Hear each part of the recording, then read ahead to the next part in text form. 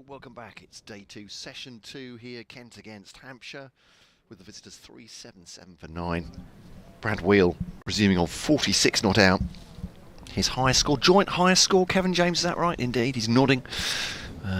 Of his first class career. Abbas has 4 at the other end, and Kent are toiling, it has to be said, to try and take this final wicket. 45 these two have put on. Very important runs. The previous, both 50 partnerships, well, both exactly 61 partnerships for the 8th and 9th wicket. Singh bowls to Wheal into the offside, and there's no run, just one slip in for him. And Kent have been manning the barricades for the Hampshire number 10 for quite a while now, Kevin. Yes, it's been difficult for Kent because actually 2 or 3 players have played so well and have been on the attack. Tom Prest, which I guess you would expect with a top order batter, but I think Brad Wheal has really sort of put some nails in the coffin. Singh bowls to Wheal. It goes for an extravagant pull outside the off stump. Was that a hook? Actually pulled out of it just late through to wicket-keeper Finch. It was a little bit too wide to pull into the leg side, and it looked like he flailed at it. I think he took the bat away from it the last minute. But yeah, just one slip in. They're allowing him the single pretty much all around the ground, apart from the wicket-keeper and the slip Jack leaning. As Jazz Singh bowls to him, and he'll take himself a single into the offside now. So with just one ball. Wait a minute, it's one ball left, so they're allowing him a single. Yeah. For that one, to have one ball at Abbas. That's exactly my thoughts. I thought, bring a couple in at least. Don't have everybody back, because that's exactly what Brad Wheal wants to do. If you were batting out there right then in that situation, 4th ball, you think, well, I'm looking for a single now. Yeah. And he has not been made to work for that at all. So his highest first-class score, and you've heard the Hampshire fans below us, they would know that as well. Indeed so. Absolutely right. It's Jazz Singh to Abbas on the front foot, defends that into the onside, and Kent have... That was just bizarre. Sorry, I thought I must have been seeing things, but the single 5th ball of the over? Yeah, I know. I mean, I saw all this last week. Keaton Jennings up at Lancashire, and as I say, with Liam Dawson marshalling the last wicket stand with him and Mo Abbas, and they put on quite a few, and they batted for ages on the 3rd morning, I think it was. And I saw the same sort of thing, really, that in the end Keaton Jennings just didn't seem to know whether to come in, go out. I mean, it's pretty obvious, but sometimes you've got to be a little bit more proactive than that. And Jennings, just like Bell-Drummond, it's almost, a few times you look at it and you think, okay. Here's Parkinson bowls, and playing a miss in there. Bit of turn for Parkinson. Just enough. But the momentum has gone from his bowling as well. Yeah, we had the momentum yesterday. But Hampshire have had all the momentum since the start of day 2. Parkinson bowls again. Wheal pushes forward out to short extra cover. And, it is tough because Kent would have expected to, I won't say roll over the last 3 wickets, but certainly well before lunch. It just hasn't happened. Wheal drives pleasantly up towards mid-off. He's given Mo Abbas 3 balls this over. Yeah, I think they could have had reasonable expectations of finishing off the last 3 wickets in the first hour of the overcast conditions. Maybe not quite as overcast as yesterday, but you would have expected something. But they've just played so well. I mean, Abbott, can't underestimate his contribution of 24 added, 26 overall as Mo passes forward.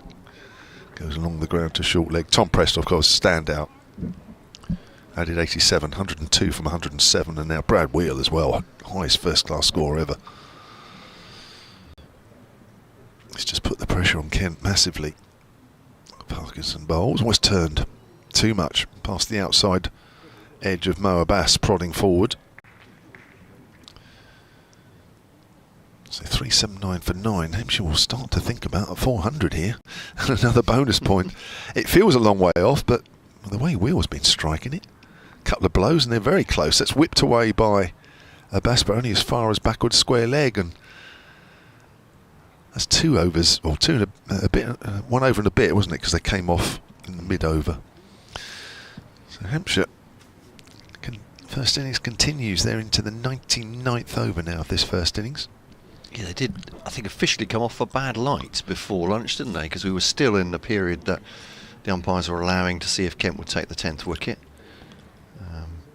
That was sort of a quarter of an hour before they might have come off, certainly. Charlie Stobo will return, will he, at the far end? Yes, indeed. And you were quizzical, weren't you, as to why he was taken off, having just taken the wicket of Tom Prest, replaced by Jazz Singh at that end, and he's not been overworked today. I think 8 overs today. In 2 spells. Yeah. It did seem a strange one. Giving the opportunity for Jazz Singh to bowl with the new ball, I suppose, but to try and press what advantage they had, momentum they had, just to clean up the tail. Stobo did seem like the obvious candidate to continue. Ball to Wheal, back at the bowler, no run. Well, he just seemed to be the only seamer with a plan, and the plan came together with Tom Prest, and Prest was playing magnificently. And with the field out, knowing exactly what Prest was trying to do, and he had, remember, been smacked over mid-wicket for a huge 6, and then he changed his plans. He went full, bowled a couple of good Yorkers, and then he went short, and Prest just didn't get hold of it. So, you know, there was a plan there, which worked. Stobo now to Wheal, drops that into the offside, or just works it out towards Daniel Bell-Drummond at cover. Off a good length of ball, and a single taken. And I'm just not sure any of the other seamers have really had a plan other than just try and bowl straight. You know, it's a little bit different. And having got the breakthrough of Prest, the last thing Kent needed was another partnership, which unfortunately they're on the receiving end of another one. But even before the partnership got going, Stobo was whisked out of the attack. Now it may be that he's feeling a bit of a nickel, and you know, maybe he was always going to bowl 2 or 3 overs from that far end. I don't know what the situation was, but from an outside view, it looked odd to come out having just got Prest, because Prest was playing magnificently. Yeah, quite so. And here is Stobo, third ball of this over, to Abbas, who clips that off his pad. It's just a leg by. It's just clipped the pad, and it'll be a 2 leg bys, fielded by George Garrett. Back to wicketkeeper Harry Finch. So that's a 50 partnership. There we are. Brad Wheal has 41 of those. Mo Abbas has 2. I presume that means 5 extras as well, by my fantastic mental arithmetic. So it's just a single slip in. It's wideish gully is Ben Compton there. Point, cover, mid-on, mid-off, mid-wicket. Boundary rider on the leg side, forward a square and deep square leg. Bouncer from Stobo. Wasn't threatening Mo Abbas, who had a lot of time to duck underneath that one. Not the tallest of men. 382 for 9 though. I'm just moving on here. 5 added to their total at lunch. That's the second 50 plus last wicket stand Mo Abbas has been involved in. Wow. This is and third one completed of the day for Hampshire, and it's the last 3 wickets as well, which makes it even more painful for Kent. This one's defended into the offside by Abbas. 72 in the last time he batted at the crease. That was up at Old Trafford in the only innings Hampshire had in their last game. 72 for the last wicket. So Abbas, he's getting used to hanging around. I know, 250 plus stands. 382 for 9, and defends that one into the offside. Studiously forward defensive. End of the over. Wheal 49. Abbas has 4. So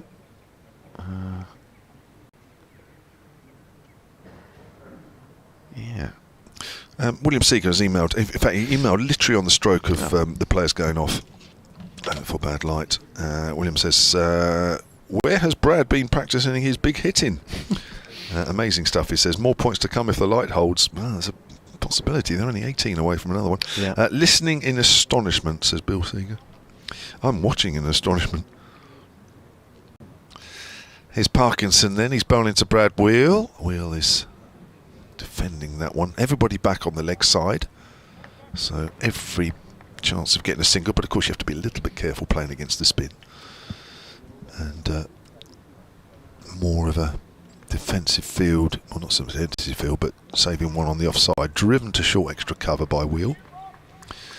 He remains on 49 and tantalisingly close to a first ever half century for Brad Wheal in first class cricket. Parkinson bowls, Wheal is forward. Well, I don't think anybody would deny him the chance of getting at least one more. Well, he's played that well. Played superbly well. Parkinson into Wheal, short. Is there a chance there? Oh, it's fielded at point. Diving stop. Is that Bell-Drummond? Yeah. Oh, I thought that was the chance. Don't think Wheal will panic. He'll feel he's playing well enough. He is playing well enough out there. Parkinson bowls. That's a good delivery. Again, he's defended.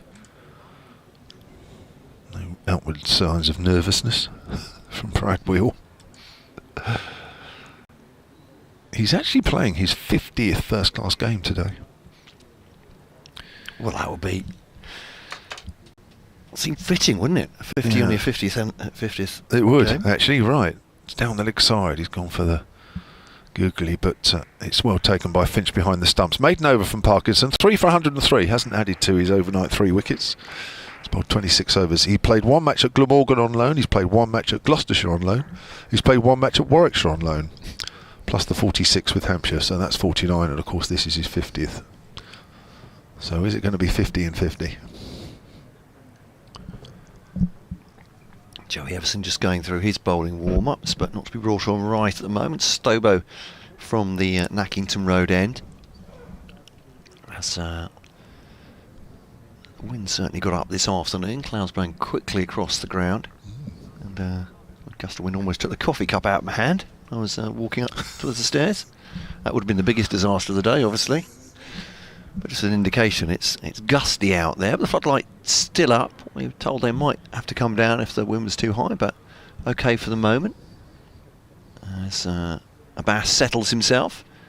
Stobo to bowl now. Slipping a gully in for Abbas on the front foot. Looks to turn that past. To Wandamia at mid-wicket. But no run on this occasion. So we're into the 101st over now. Wheal at the other end still looking for that one for his 50. The overall run rate, decent lick this for Hampshire as well. 3.8, 3.75 and over. As Abbas hops back a little bit and just angle the ball past the man at point. That's Joey Everson. Feverishly shining the ball on his whites.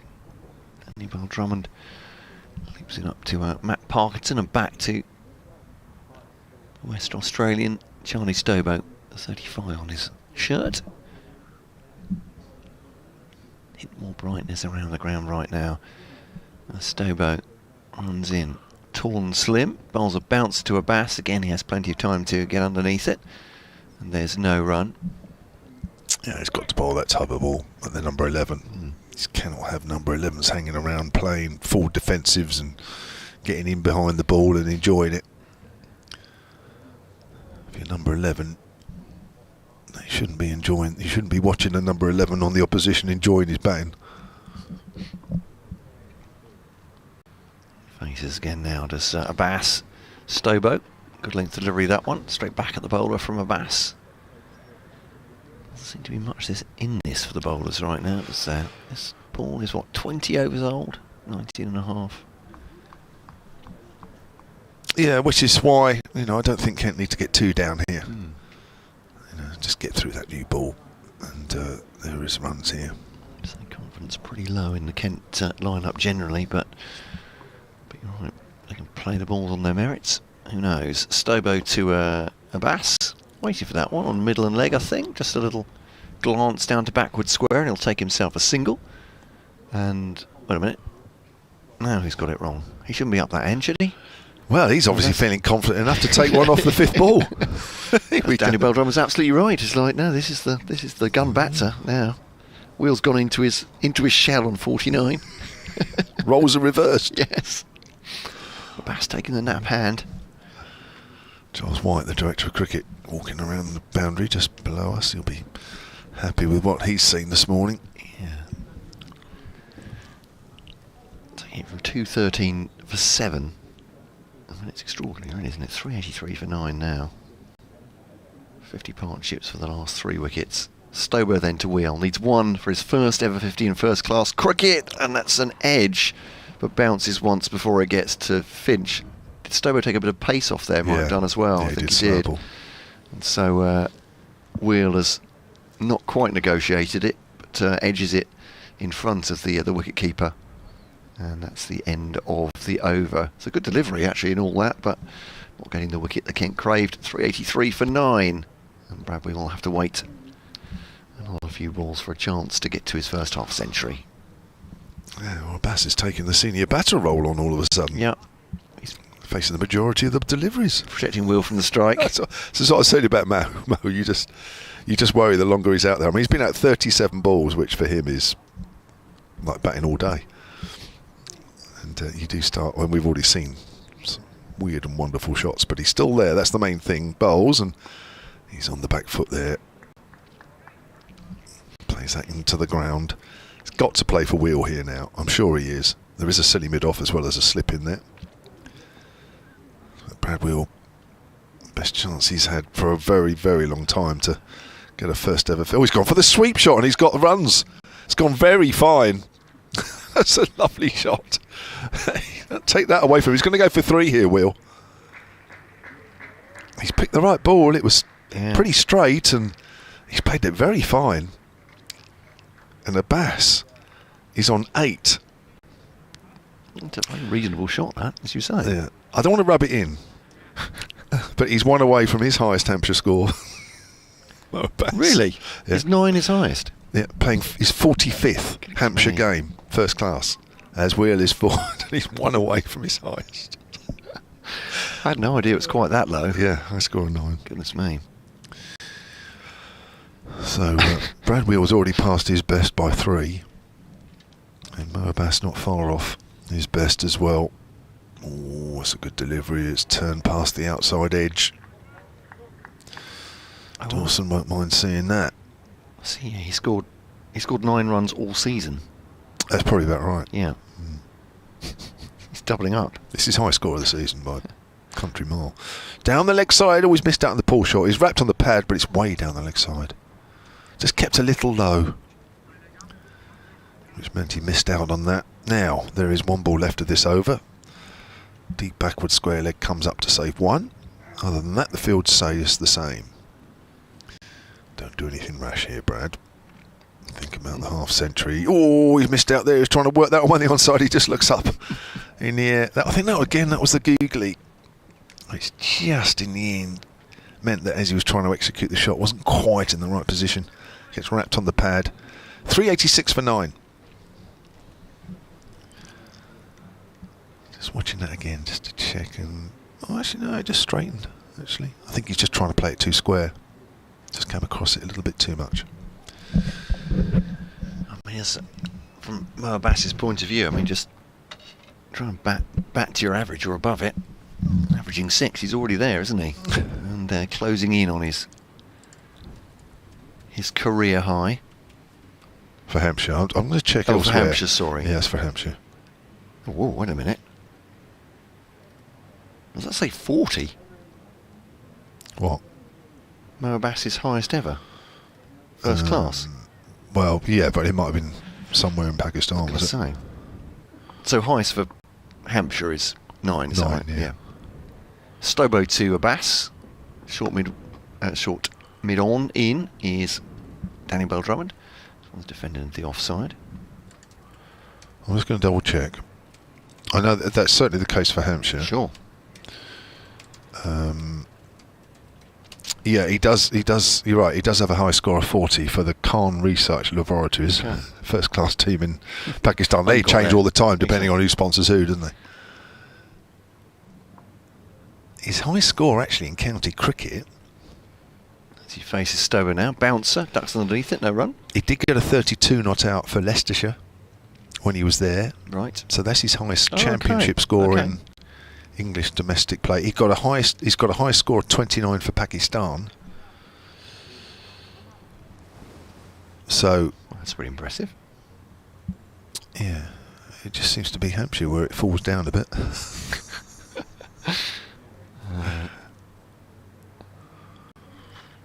Field change here. Stowe is about to come in, but halts his run as Tuanamiyeye comes into a sort of mid-wicket trap. It's a short mid-on, Daniel Bell-Drummond, mid-wicket there. Hands on knees as Miyeye, and Abbas obligingly finds him with that shot, but along the ground. So we are. It's only 30s for Leicestershire.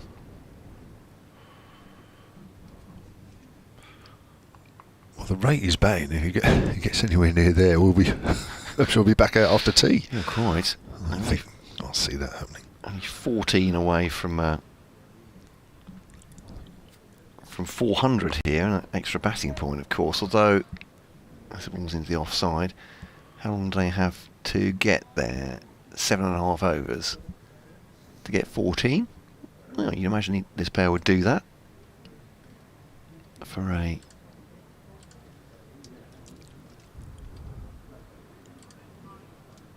fourth batting bonus point. So I'm just looking at his. Yeah, so 3 scores of more than 30 for Mo Abbas. There's a slower ball from Charlie Stobo on the front foot, finds the man at short mid-on. This time does Abbas, and there's no run. So yeah, that was another Khan Research Laboratories against the National Bank of Pakistan. He got 38, so he's got a 40, 38 and a 32. His highest 3 scores, as you say, highest one in county championship cricket for Leicestershire against Sussex in 2018. Those are the golden years of his batting, though, I think, to be fair to say. When he was, there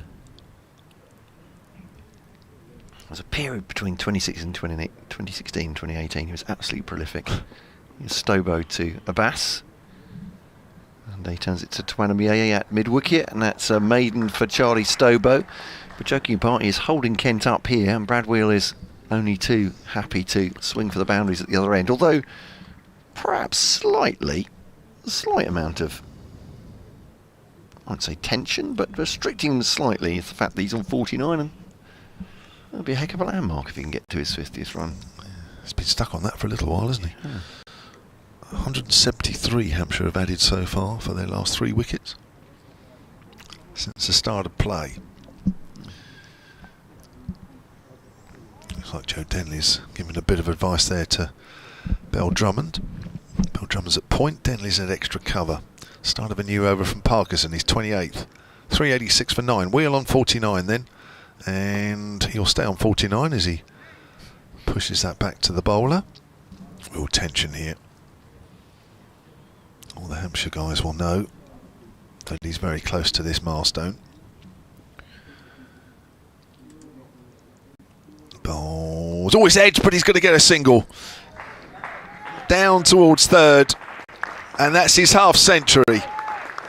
Brad Wheal, 83 balls with 4 fours and 3 sixes. A fairly muted celebration, I have to say, for his first half century in first class cricket, playing his 50th first class game.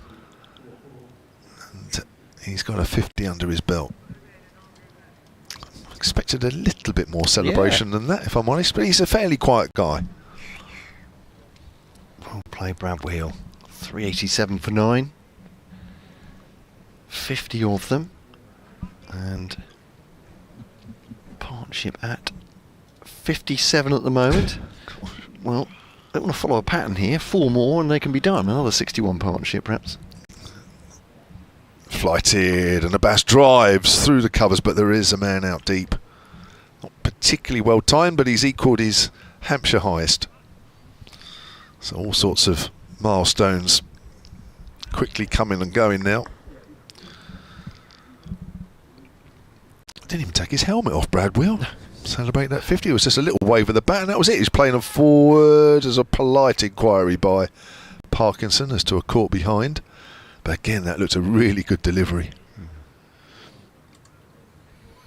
Wheal didn't do anything wrong, it just turned away from the outside edge.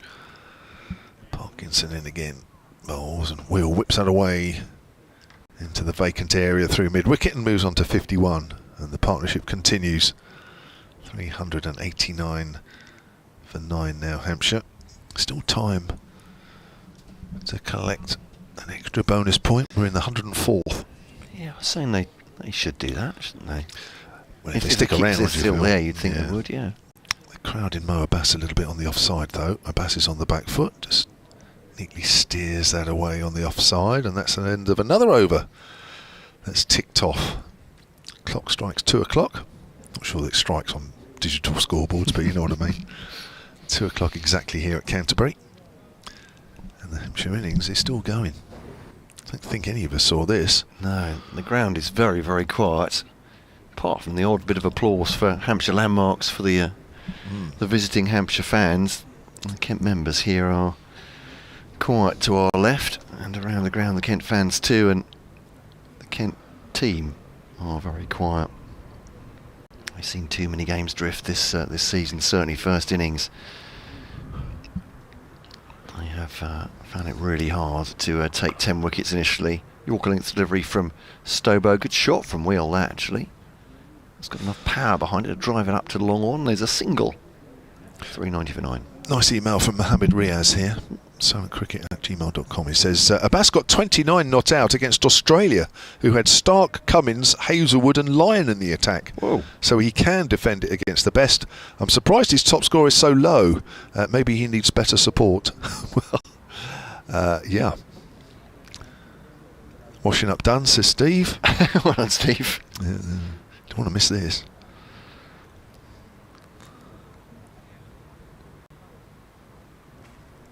Steve's enjoying the commentary with Brad and Mo batting. We're enjoying it. Well, I don't think, to be fair, Matt isn't.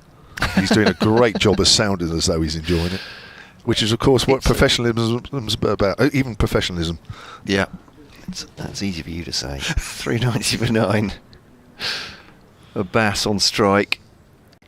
Interesting field this one. 2 on the drive on the onside, 1 on the offside. Gully. I'll describe that in a second as Abbas obligingly pushes it to Ben Compton, who's standing at a short cover. We've got short mid on, short mid wicket. Not silly ones, short ones.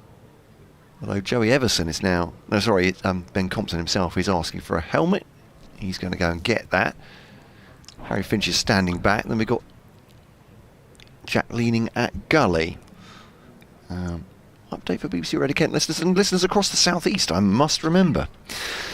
At this time of day, there are other scores to bring them as well. Surrey and Sussex latest for our regional show in the afternoon. Here's Stobo bowling to Abbas, who tries to turn it down the leg side.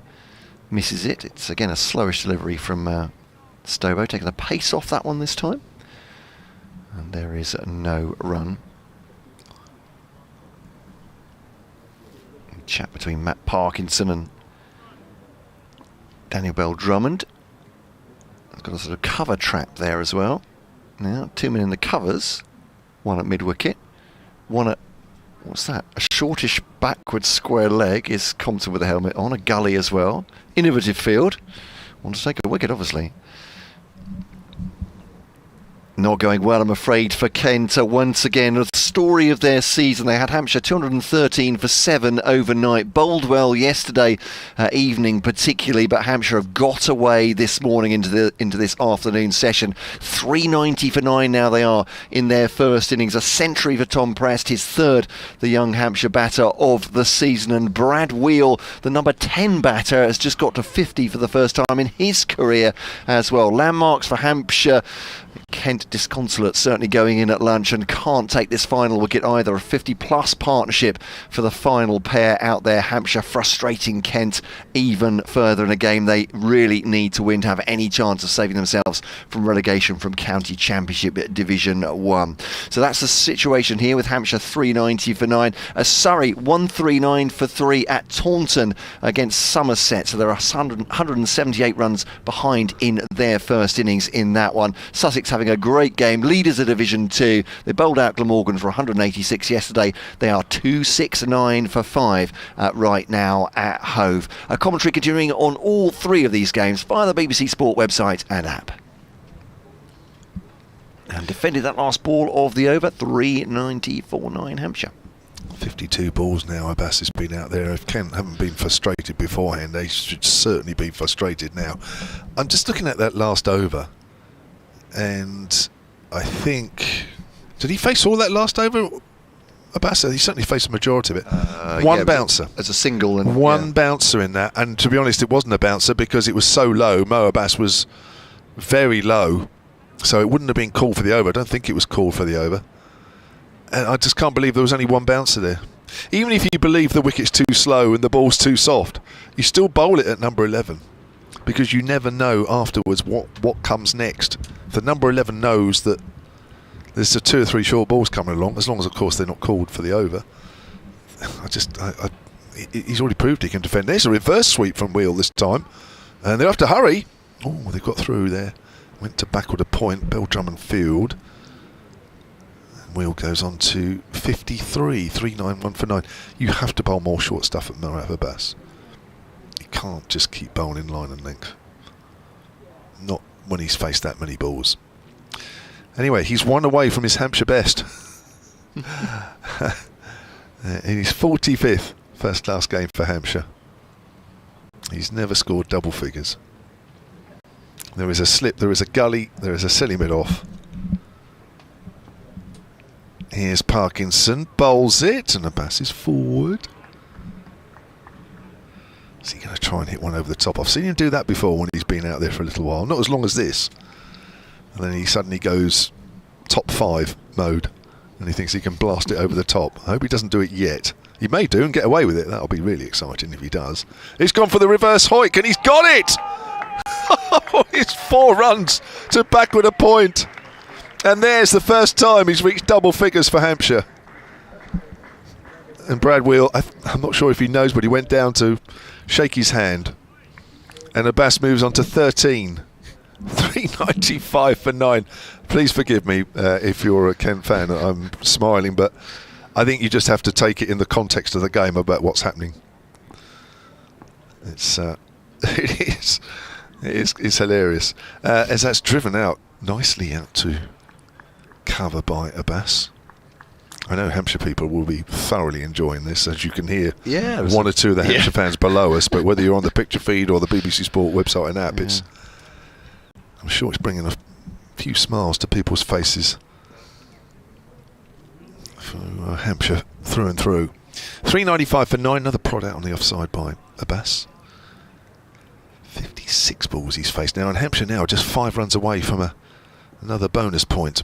With the bat, Parkinson bowls. He's gone for the sweep, missed it. It was outside off stump. There was nobody out on the leg side there.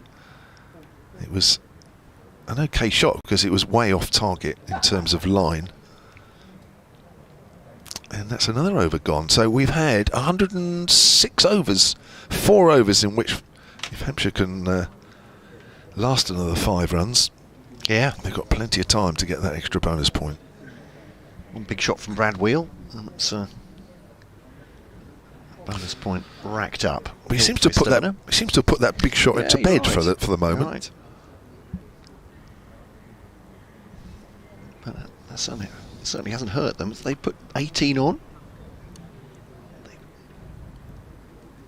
They've not looked like they're just hanging on for dear life either, by any stretch of the imagination. It's Stobo coming in to Wheal, goes for that one, shortish ball, that'll go for 6, no chance for Jazz Singh, and that is the 400 up for Hampshire. 106.1 overs, that is a 4th batting bonus point, and you have put that one back in the locker for a minute. Brad Wheal has brought it out to bring up the 400, so they don't have to worry about the number of overs closing towards 110. Another ball needs to be found, not only outside in the gardens, I think, in front of Freeman House there, over the railings, but the box of balls comes out again. And considering there must only be a maximum of 8 balls in there? It's not the biggest of cases, is it? Well, they're bigger than some I've seen. This ball needs to be umpires as near to 25 overs as you can find. What do you reckon? The fourth one we've lost? Yes, yeah.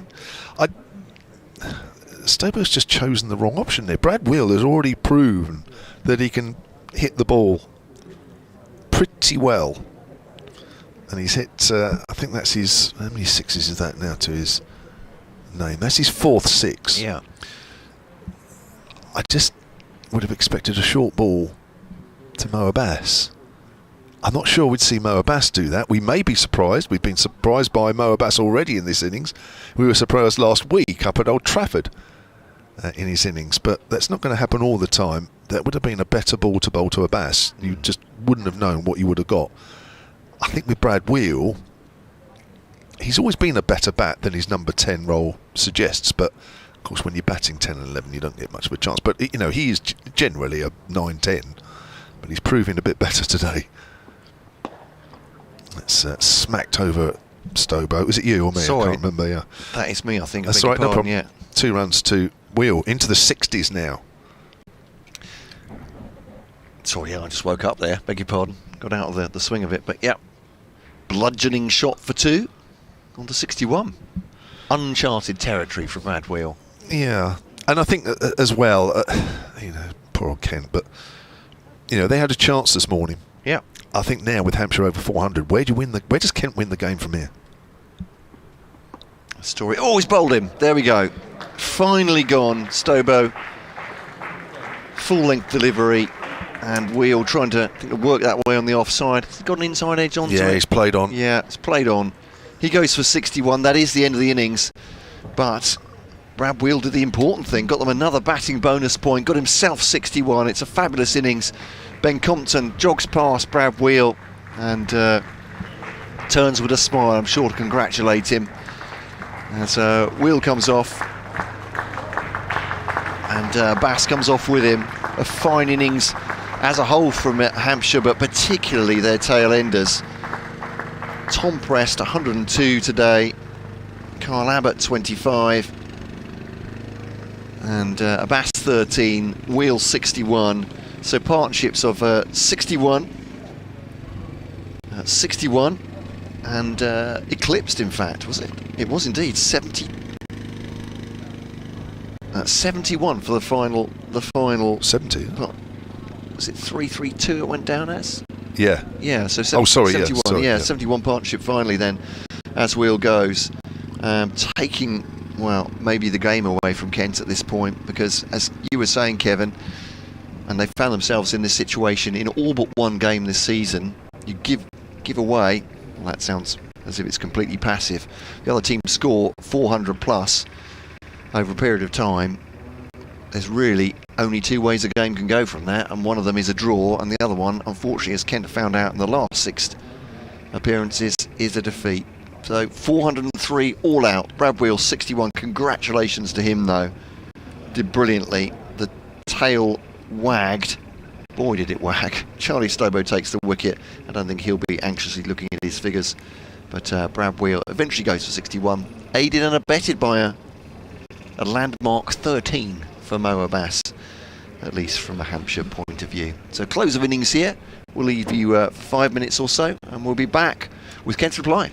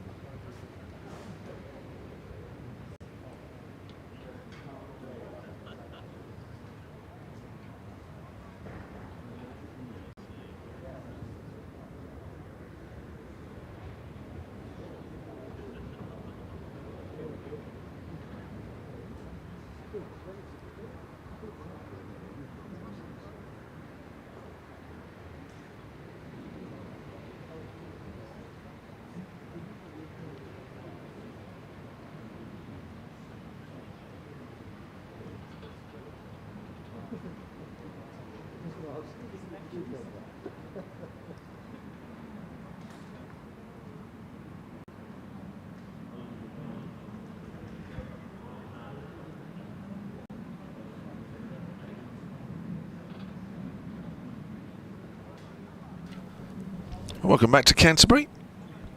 The Hampshire first innings ending on 403 all out.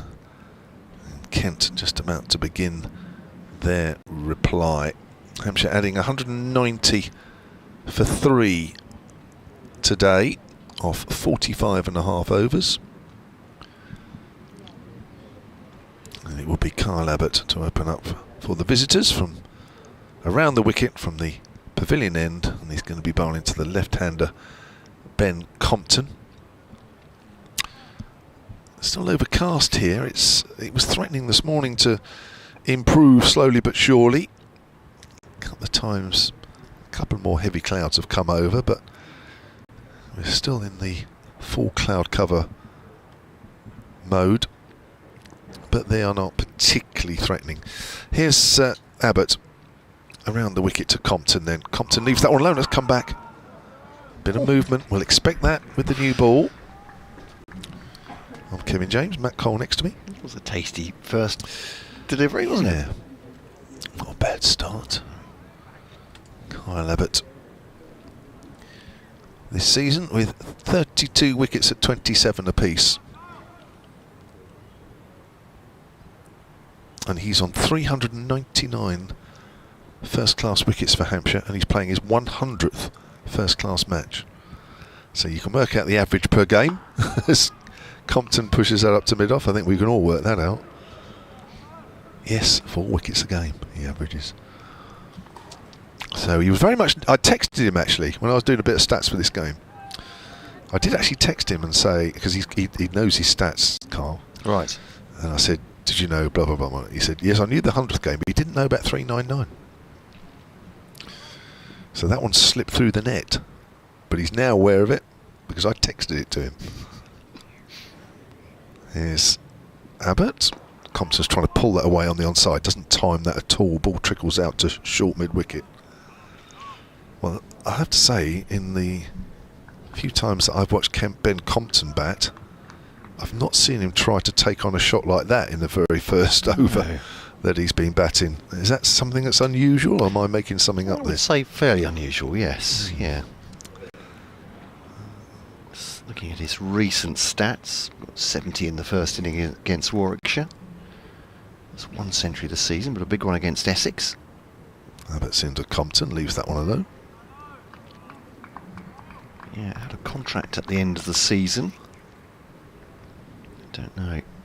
Quite often cricket clubs don't tell you when the length of contracts, so obviously if Kent do go down to Division 2, I wonder what that'll mean for players coming towards the end of their contracts, either from their own ambitions wanting to be in Division 1 or from Kent's point of view in terms of budget as well. But Compton was left out of the One Day Cup competition.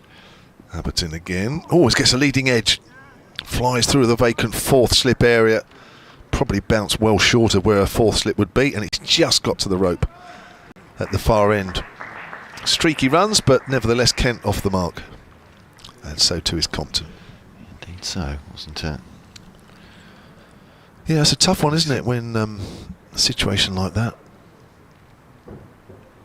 He averages 32, doesn't he, this season? Ben Compton. I'm not suggesting just for Compton, but for Kent as a whole. If they, for sure, Division 2, and there's talk of meetings at the end of the season, how Kent will go next year. Abbott in again. Compton flicks that away, only as far as square leg, where full of fields. So 4 without loss. Yeah, he averages 38 career. So he's slightly down this year, but you never know. A couple of hundreds between now and the end of the season. We'll certainly bring that up at least to level that. Yeah, and he's been important to Kent. I mean, seeing the season before last when he absolutely hit the ground running, didn't he? Coming out of the Nottingham second 11 and being an outside bet for an England place at that point. That was an astonishing start, but yeah, it's a big knock against Essex. 165 in the first innings against them at Chelmsford. 350s to his name as well. The most recent one, a 70 against Warwickshire last season, and so again for Kent in a season where no one has really starred. Compton averaging 30 33. 700 odd runs. Second top run scorer in the season for Kent. As Abbas bowls to Mieye. Back at him. And there's no run. Tawanda had a fantastic game against Worcestershire, albeit in a defeat 2 games ago. 56 in the first innings, looked like he was playing on a completely different strip to everyone else. And then 211 in the second innings. His first double century, biggest score, obviously by that nature, of his career. But single figure scores against Warwickshire, 4 and 5. 3 slips behind him as Abbas comes in now. Ooh, that is a play and a miss, and some. I think he's tried to cut that away, and it's gone through to wicketkeeper Liam Dawson. That's not an ideal shot. Second ball you've faced. Sorry, Liam Dawson. What are you talking about? Ben Brown even. Yeah. Liam Dawson is not wicket keeping right now. It's about the only thing he doesn't do. Yeah, that's nice. Transfixed by his stats again. I apologise. Yeah, not a great shot that. Second ball, having just watched the side get 400 against you. That's a proper waft, isn't it? It did actually go up the hill, the ball a bit. Abbas to Mieye, just leaning forward on that one, squeezing it into the onside. Fielded at mid-wicket. And there's no run. So it's Vince at 1, Albert at 2, and Prest at 3, is that right? Mm-hmm. As they walked through to the team coach yesterday, as I was leaving the building, an admirable number of new mullets there, I think. New haircuts. The boys. Here's Abbas to Mieye. Does it wrap him on the pad? It loops up if it's hit the bat, but neither of those is going to be a wicket. Running in from the onside there. Who's that 31? Lost my scorecard. That is Nick Gubbins. Nick Gubbins, there we go. Such a long time ago he batted. I can't even remember. They just got rid of all our scorecards. Is that a thing? Oh, possible.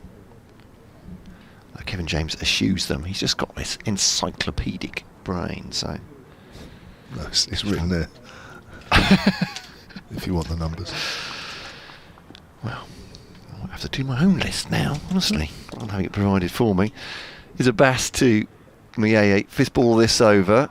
And he comes forward, not that convincingly, but just to defend it off his stumps. Up to Dawson. Dawson's 8, isn't he?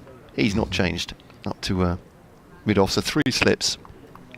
Point, mid-off, mid-on. Man at a shortish mid-wicket. This is Nick Gubbins. Then square leg with the sun hat on. Is that James Fuller? Looks like that should be him. And then backwards square leg. Backward square. Brad Wheal. I was going to say, looks like Brad Wheal. Okay, Abbas to Mieye.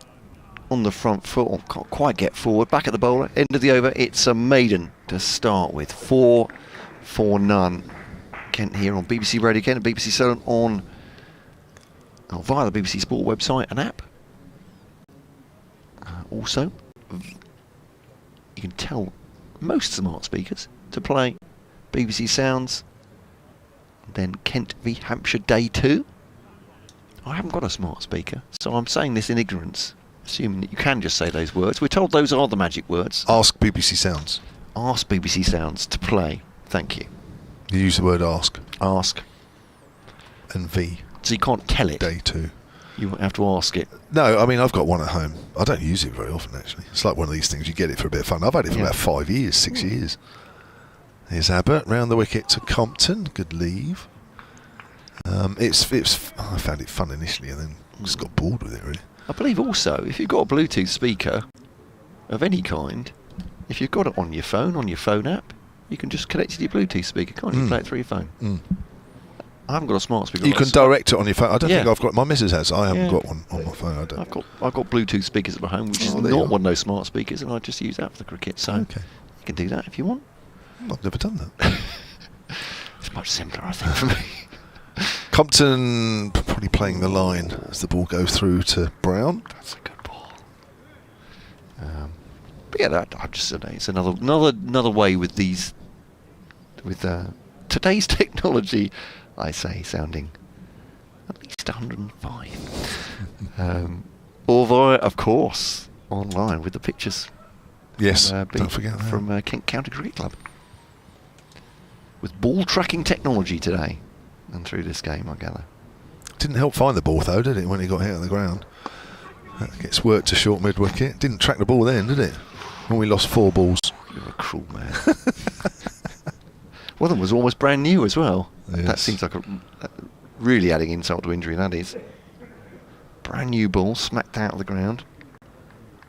Somebody, perhaps from the school over the road, has come out through the gates and thought, oh, there we go, sit down in my pocket. Fine. Simon Langton pupils. Cricket ball, brand new it looks. Worth a few quid. Here's Abbott. Compton gets a thick outside edge, perfectly safe as it goes through the vacant gully area. This one won't quite reach the rope. And they settle for 2. 6 without loss are Kent. Mike Martin has emailed. He says, loved watching that performance this morning. Great effort. Gorgeous 100 from Prest. I know Hampshire liked playing Nye Donald at 7, but from memory he didn't get a ton there. Warwickshire at Utilita several years ago. I'd have to look at that. I just think he should be at 5 and maybe Brown at 7. Brown has been a bit patchy this season. And Prest is playing nicely. He's a bit patchy, but he's averaging over 50, Ben Brown. But I know what you mean. That's pushed to point by Compton, fielded by Fletcher Middleton. Prest is playing nicely. Would love to get your thoughts. Hi to my brother Sean, who's listening in Bridgewater, says Mike Martin.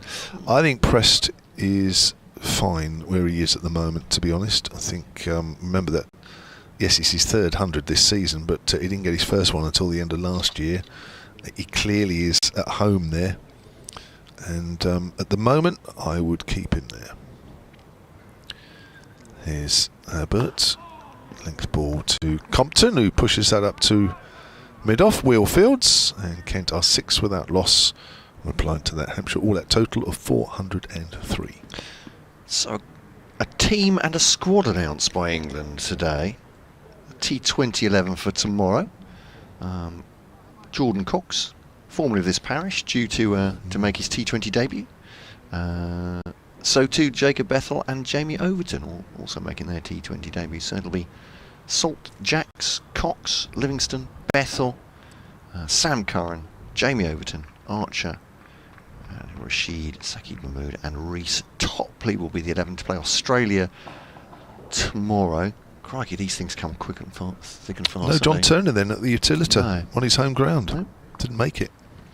Straight after the test has finished. Of course, it's a T20 series. Why wouldn't there be? And there is a... Just making sure I'm not breaking the embargo. Don't get 6 o'clock embargo thrown out. It's Abbas to Andy Yeye. Kent fans will know I don't do any smoke and mirrors. I'm just busking it. Hope your pension's up to date. I've been for a number of years. Yeah.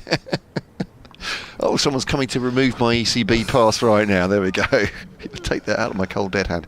There we go. Yes, it is. Is it 2:30 today? I'm just rechecking this now. It's 2:35. You're right. I'm just making sure it's 2:30 today, the embargo. It must be. Yes, come on. It's 200BA8. I'm scared, completely paranoid. Attempts to drive this up to past mid-on, but it's been pinned down at the moment by Mo Abbas. Just going to check on the cricket page. This is already... Yes, oh, there we go. Okay. So Jordan Cox will also be in the former Kent batted out Essex, of course. Will also be in the England squad for the 3-match test tour of Pakistan next month. Forward defensive by Tawanamiaye into the offside.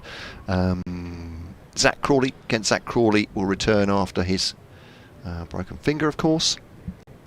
Ben Stokes will do the same. No place there for Dan Lawrence, who instead of Crawley against Sri Lanka. Brandon Carse. Bryden Carse is also in the squad. Josh Hull is in the squad too, the left-arm pace bowler. So too leg spinner Riyad Ahmed. And a single taken by Mieye into the offside. Yeah, they'll come through for a run. Compton has 6, Mieye has 1. 7 for none in the 4th over. Really blustery out there. They can probably hear it on our effects microphone, but floodlights staying up. Light's okay, I think, isn't it? And we're hoping that any precipitation will miss us by a mile here. Although we had a little bit at what turned out to be an early lunch in the end.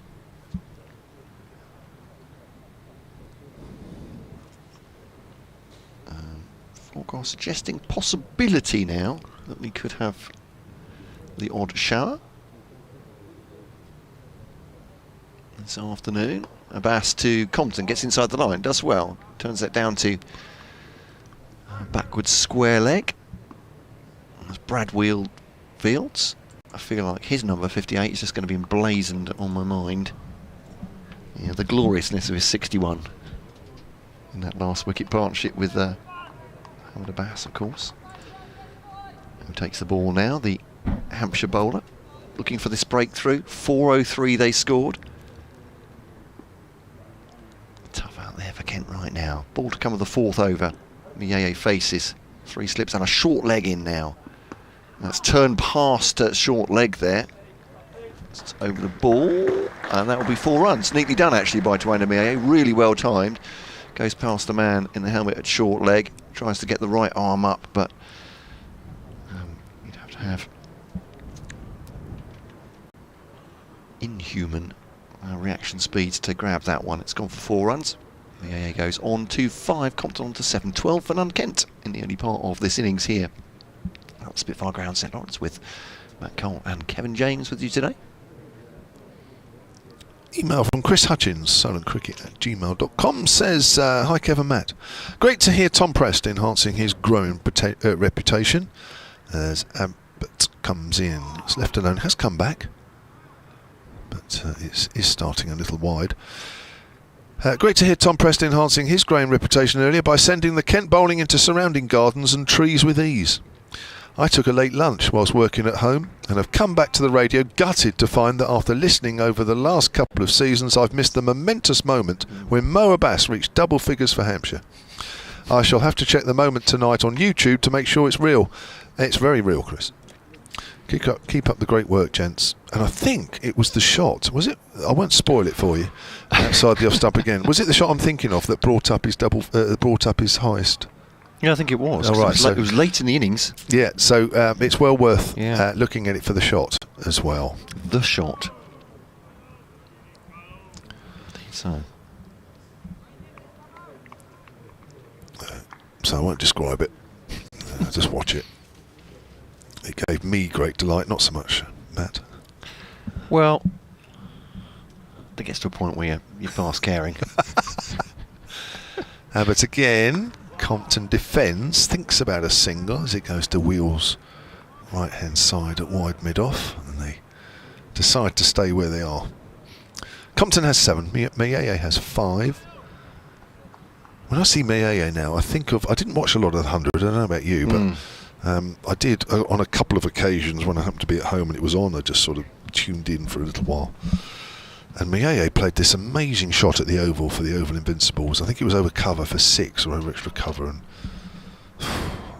I mean, we've all seen thousands of shots. As Abbott comes in, Ken Compton's defending that one again to Wheal. But it was just the way it was played, and I think everybody, commentators, spectators, and myself included at home, just absolutely drooled over this shot. Yeah, I was saying that in the innings against Worcestershire. He's not the most prolific run scorer in the championship. He's still early in his career, but he plays shots that I don't see other batters playing domestically. I would argue even worldwide. He has some shots which only he is hitting. He has potential, which makes him extraordinary. But yes, potential. Yeah. Oh, that's a good leave. That's a very late decision, and certainly a lot closer to off stump. He was just about to play a backward defensive, and right at the last moment left the bat behind. But it was ready to come down. Yeah, just back to him. Worcestershire was playing this. I mean, I've seen him play it before, but playing this shot, which looks like he's pulling it, So at first, when it goes straight over the bowler's head, you think he's mishit it. But it's all power, it's just timing. He can jab it, basically, straight over long on. It's an extraordinary shot. But yes, that's one thing. You have to be consistent as well, don't you? Yeah. Compton drives into the gap, wide of Wheal. Is that going to go for 4? Yes, it will. It's just running over the practice wicket, so it keeps its pace. And that's a boundary to end that Abbott over, who's now bowled 3 overs, none for 10. Kent are 16 without loss. Yeah, Maya is only 23, isn't he? Made his debut 2021. So still early days for him. 26th first-class match for Kent. I've watched him a few times. He does sometimes. I think he's guilty of playing too many shots sometimes. But he's a bit like James Vince, really. That I think he finds the game quite easy at times, and sort of wants to just not show off, but feels that he's almost got a shot for every ball that's bowled at him. Of course, sometimes it works. It's easier to get, I suppose, when you see those astonishing shots. He is only 23. He's finding his way in the game at the moment. But and he's gone to a strangle down the leg side. He's played a glance. He looks back at the umpire. He looks to the balcony, head in the air. He can't quite believe it. Umpire says he's got a filigree of bat on that one. He's going away, shaking his head, whips the right glove off. He'll be hugely frustrated by that.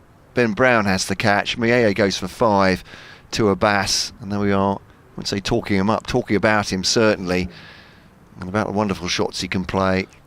He's out with a whimper rather than a bang there. Is Tawanda Mieye gone for 5, and that's first blood to Hampshire. They'll be very excited by that. 403 on the board, and they have Kent 16 for 1. Well, credit to Mieye, because looking at his reaction, he seemed to suggest that he thinks it just came off the pad. And credit to him, because I think if you're looking at that, you say he definitely thinks that's come off the pad, but he didn't go a bit overboard with his actions after Ben Brown had taken it. So he is walking off. He will be annoyed, but I think he stopped short of showing too much. So credit to him on that one. He may be unlucky. That's a good catch, Ben Brown, though. There's not a lot carries here, even with a new ball. It certainly doesn't come through at comfortable heights, or it very rarely does for a keeper. And it's a good catch low down to his left. And of course the ground slopes away as well, so you've got to get very low down to take those. Exactly what Ben Brown did. Just watching that again. The Abbas has angled that across the left-hander. Just see Mieye look down at his pads, but he does walk off straight away. Yeah, his bat's away from his pads, isn't he, as he looks to play it, but yeah, he's not happy either way, obviously. Just trying to start his innings there, but they had the breakthrough. Daniel Bell-Drummond comes in at 3 for Kent. 16 for 1. Mo Abbas is asking a spectator if they wouldn't mind sitting down at the behind him, and they have. Abbas now bowling to Bell-Drummond. Forward defensive.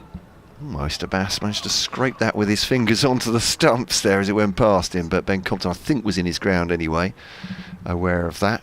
So Daniel Bell-Drummond, 2 centuries, 5 50s this summer. He's Kent's leading run scorer, 771 to his credit, averaging 38.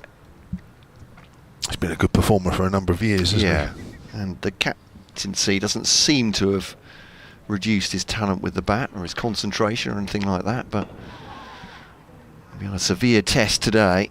So drops that into the offside. Quick run through, gets off the mark, 17 for 1. Yeah, career average of 34. So just slightly higher than that this year, but he's a good player. One of those players, like Ben Compton, really, are just, when they get in, they have very much the potential to go big. So his scores, so consecutive centuries, first 2 games of the season. That's when he got his hundreds. Been a bit leaner since. But yeah, 5 50s, got himself 78 in the second innings against Warwickshire, so should be in decent nick. Compton is facing 4 slits behind him. He cuts that away into the ground. It's stopped. It's a hard hit into the offside. And no run. Fletcher Middleton. It's Fletcher Middleton, there we go. I was thinking by a process of elimination. I've just about identified everybody else. I haven't mentioned Middleton. Thank you, Kevin, just for that. I'll write them down when you're in the next over. I had to challenge myself. And the listeners, I'm sure, at times. What's 17 for 1? Just going back to the England squad, how do people feel about Jordan Cox moving on here and what he's done since he's moved on? Abbas, I didn't quite hear that, Kevin, so I might have to wait for the next game. 17 for 1, Compton 11, Bell-Drummond 1. I'm joking. I think, from a Kent point of view, they did everything possible to keep Jordan Cox here. I think it's fair to say. And they were very, very disappointed when he moved on. But from his point of view, the interview he gave immediately after, immediately arriving of Essex was, as Compton faces Abbas. It's a good ball from Abbas around the wicket to the left-hander, leaves it outside the off stump. He said, I'm paraphrasing here, he's spending a lot of overs fielding, as he put it, in the dirt with Kent. Perhaps he felt he wanted to go to a side that was perhaps with more than upward momentum, if that makes sense. Thought Essex would suit him as a personality as well. And it's really hard to gainsay that with what he's done since. I mean, he has been fantastic with the bat. Has properly worked his way into the England T20 and now the Test lineups as well. As still a very young cricketer with incredible talent. So yep. Kent hugely disappointed. I mean, he was massive part of that 2021 T20 Blast winning side, both with bat and electric fielding as well. So yeah, very, very disappointed. Everyone would have loved him to stay. He got 100 against us 2 games ago for Essex. Looked absolutely world class. Yeah. Here's Abbott over the wicket to Bell-Drummond. Oh my word, just gone through to Ben Brown. How on earth has that got past the outside edge? That looked a wicked delivery. Pass. Oh my word. That's a super delivery. He's just having a joke there with Ian Blackwell, the umpire. And Blackwell saying, I don't think I'd have got a bet on that either. God, blimey. That's pitched on and straightened, isn't it? I was going to say, pitched middle and leg. Too good to get an edge. Shots, yeah. I mean, you'd have to be an astonishingly good batter just to get a bat on that, wouldn't you? Yeah. What a great delivery. He's got a bat on that one. Yeah, I've just watched that again. That's just a big leg break. Snorter, yeah. You're never going to get an edge on that one, actually. It's too good. Ralph Brooker has emailed silentcricket@gmail.com. He says, Ben Brown has bailed Hampshire out of our top and middle order woes for a few seasons. Correct, he has.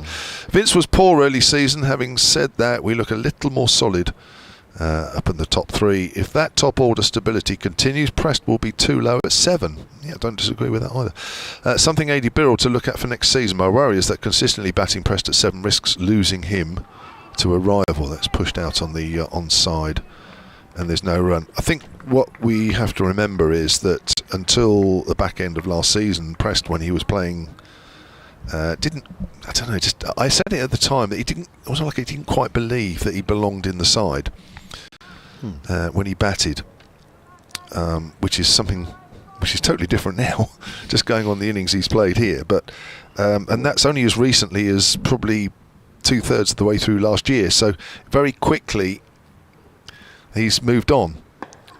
Drummond pushes out up to mid-on and there's no run. As I say, the 100 at Essex towards the end of last year, where Hampshire won at Chelmsford, which they hadn't done for an awful long time, seemed to give him some real belief, and he certainly carried on this year. So batting regularly at 7 might now seem a little low, but you've only got to think back to a year ago, and even the thought of him playing regularly was probably a little... Well, I think people would have given you different views, but my word, he looks a seriously good player now, and has done for virtually all of the season. Forward again is Bell-Drummond, and that goes up to mid-on. Dave Allen, Hampshire's honorary archivist, has emailed wickets per match. He says, you mentioned Kyle Average is 4 per match. Of our major bowlers, I have found only 4 ahead of him on average in first class for Hampshire. So this is down the years. Bowlers who have averaged 4 or more wickets per game. First class for Hampshire. Derek Shackleton, whose name comes up regularly, just over 4.5 per match average. Bell-Drummond works that ball from fairly straight down towards back of the square leg. Come back for 2, 19 for 1. Alec Kennedy, just under 4.5. Andy Roberts, great West Indian fast bowler, just over 4. And Shane Warne, just over 4. Warne played just 66 matches and Roberts 58. Jack Newman is just behind that on just under 4. About level with Carl. That's right, he's not quite 4, he's about 3.99, whatever. But end of the over, 19 for 1. Yeah, 19 for 1. Just going back to Jordan Cox as well, I think. Sorry, yeah. As he's progressed, we talked about potential going towards excellence, I suppose. I think you see with Jordan Cox is he plays some incredible attacking shots, but he's also very capable as Abbas bowls to Compton, the offside, which there's no run. But he's also capable of riding out passages of play where things are going against the batter. He's not one that needs to play a shot every ball. He can, absolutely can, and be hugely destructive. But saw in his innings against Kent, against Kent this season, that he can go quiet for periods of time, doesn't affect his concentration or his confidence in himself, and can be enormously destructive. So I'm not surprised he's getting England recognition now in both forms. This one's Compton just nudges that into the onside. Fielded by Gubbins at mid-wicket, and there's no run. But yeah, he's one. And as I said, Kent fans might argue, well, they should have kept hold of him. In the end of the day, his contract was up. He could go if he wanted to. He took an offer from Essex and decided to go there. Whatever Kent might have decided financially, etc., etc. But he has absolutely flourished where he is now, and so whether it was as Abbas bowls to Compton, just blocks it back at the bowler, no run. For him psychologically, obviously that has worked. He's in a place where he can thrive. So yeah, it's hard to gainsay that, really, isn't it? If you feel like you need a move, you probably need a move, don't you, psychologically? But yeah, fantastic, and still, as said, cricketer in his early 20s, incredible potential, and to be seeing that out now. Here's Abbas round the wicket to Compton, 4 slips in, gentle nudge into the onside. We were talking yesterday, weren't we, about cricketers who are good enough to play for international sides but still stay with their counties, aren't getting picked by their national sides. And looking at those squads, the T20 in side and the England squad, there isn't a Hampshire player in them. No. But they're playing here, and they are very, very good players. So international teams lost county cricket's game, I would argue. You've got Mo Abbas at one end, Carl Abbott at the other. See young Tom Prest, Dawson, Vince. That's jabbed into the ground by Compton. I think he was trying to move that through the covers, may have adjusted the shot late. Maybe some late movement from Abbas. And there's no run. The Kent Cricket Press message board is dubious on the dismissal of Tawanda Mieye, but there we are. They would say that, wouldn't they? as the phrase goes, Abbas to Compton, back at the bowler, and there's no run. 19 for 1 at the end of the over. Ben Watts also pointing out, yeah, very good, Ben, thank you very much, that Jordan Cox used to open for Kent. More experience there perhaps than Dan Lawrence has been dropped. But yeah, I'm not sure they will see Jordan Cox necessarily as maybe they would as an understudy to his former teammate Zach Crawley, or to Ben Duckett perhaps, as an opener. Something about with experience, but also who can go from ball one, maybe. He's not playing his cricket there for Essex at the moment. He's batting at 4, so. But certainly someone that could be versatile. Also can keep wicket, of course, and did a number of times for Kent. Fantastic wicketkeeper. Abbott starts a new over, bowling to Bell-Drummond, who's forward, and it goes out to point. Being tested here, Bell-Drummond, with a very tight line of Abbott. Sharing a joke with Ian Blackwell as he walks past the umpire. Abbott into his 5th over here. Still looking for that 400th wicket for Hampshire in his 100th game. Turns, got 3 slips waiting. Pass to Bell-Drummond. Drummond again, he's forward. Again, he's having to play a perfect line and perfect length delivery.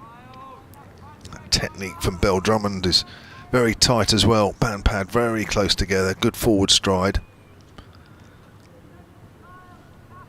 19 for 1 Kent. Still overcast. I thought by now we might be seeing a few patches of blue, but that's not happening. I think you said it might rain a bit now. Yeah, the radar suggests maybe we might get... Forward again is Bell-Drummond. Hits higher on the bat this time. I think we're on a watch now for a band of showers coming across around about 4 o'clock. It's coming from the right area, if I remember rightly here. Yeah, could... Just over our right shoulder. Yep.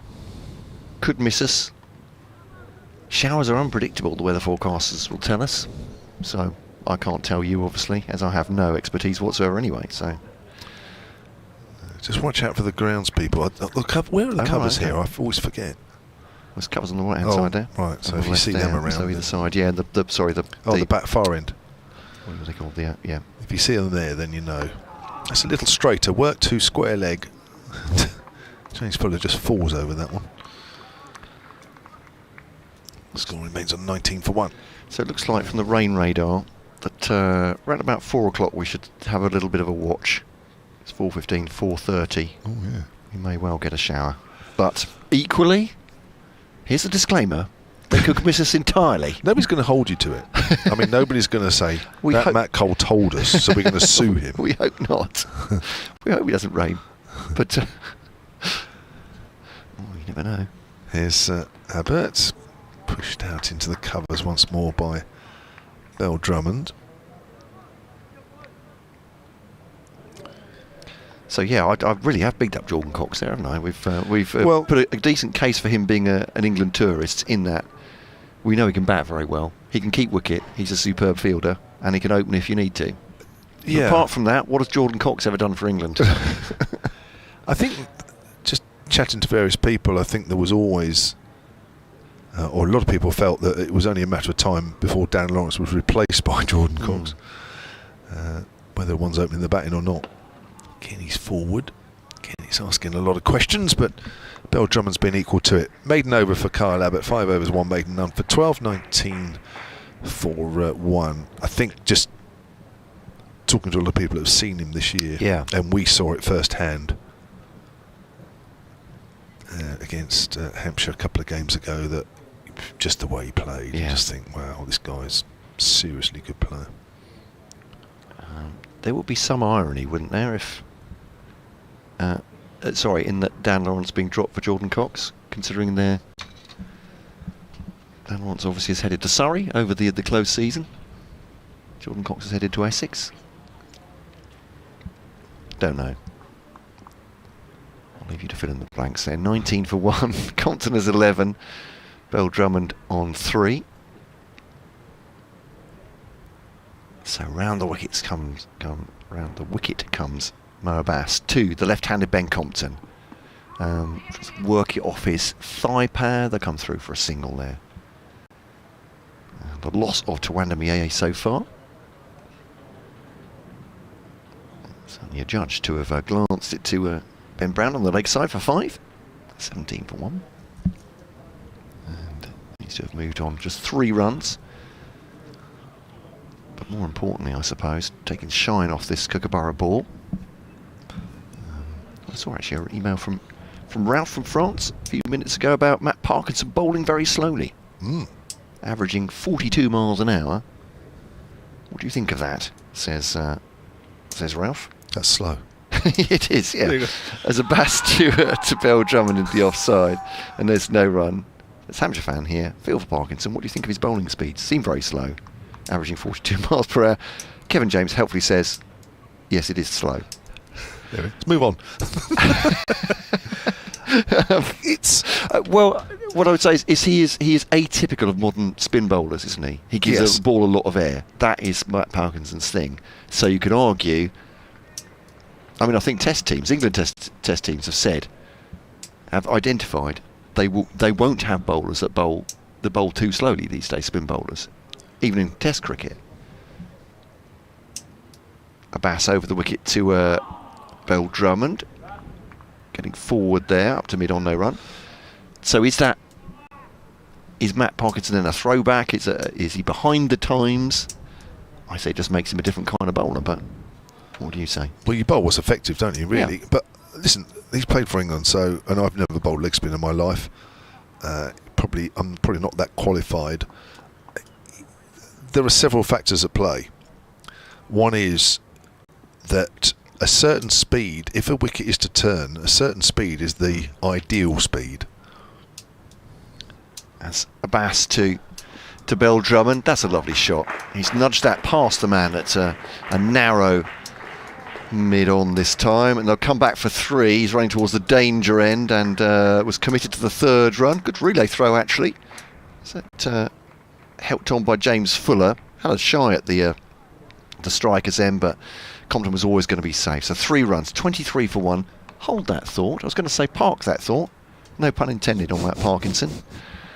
Compton has 11, Bell-Drummond has 6. Update coming for BBC Radio Kent listeners and listeners across the southeast, says he, hurriedly looking for the Surrey and Sussex scores to make sure we avail our listeners all the way across the region with the right updates. As Abbas round the wicket to Compton, he has 11, leaves it outside the off stump through to wicket keeper Brown, and a dot ball. Update coming now.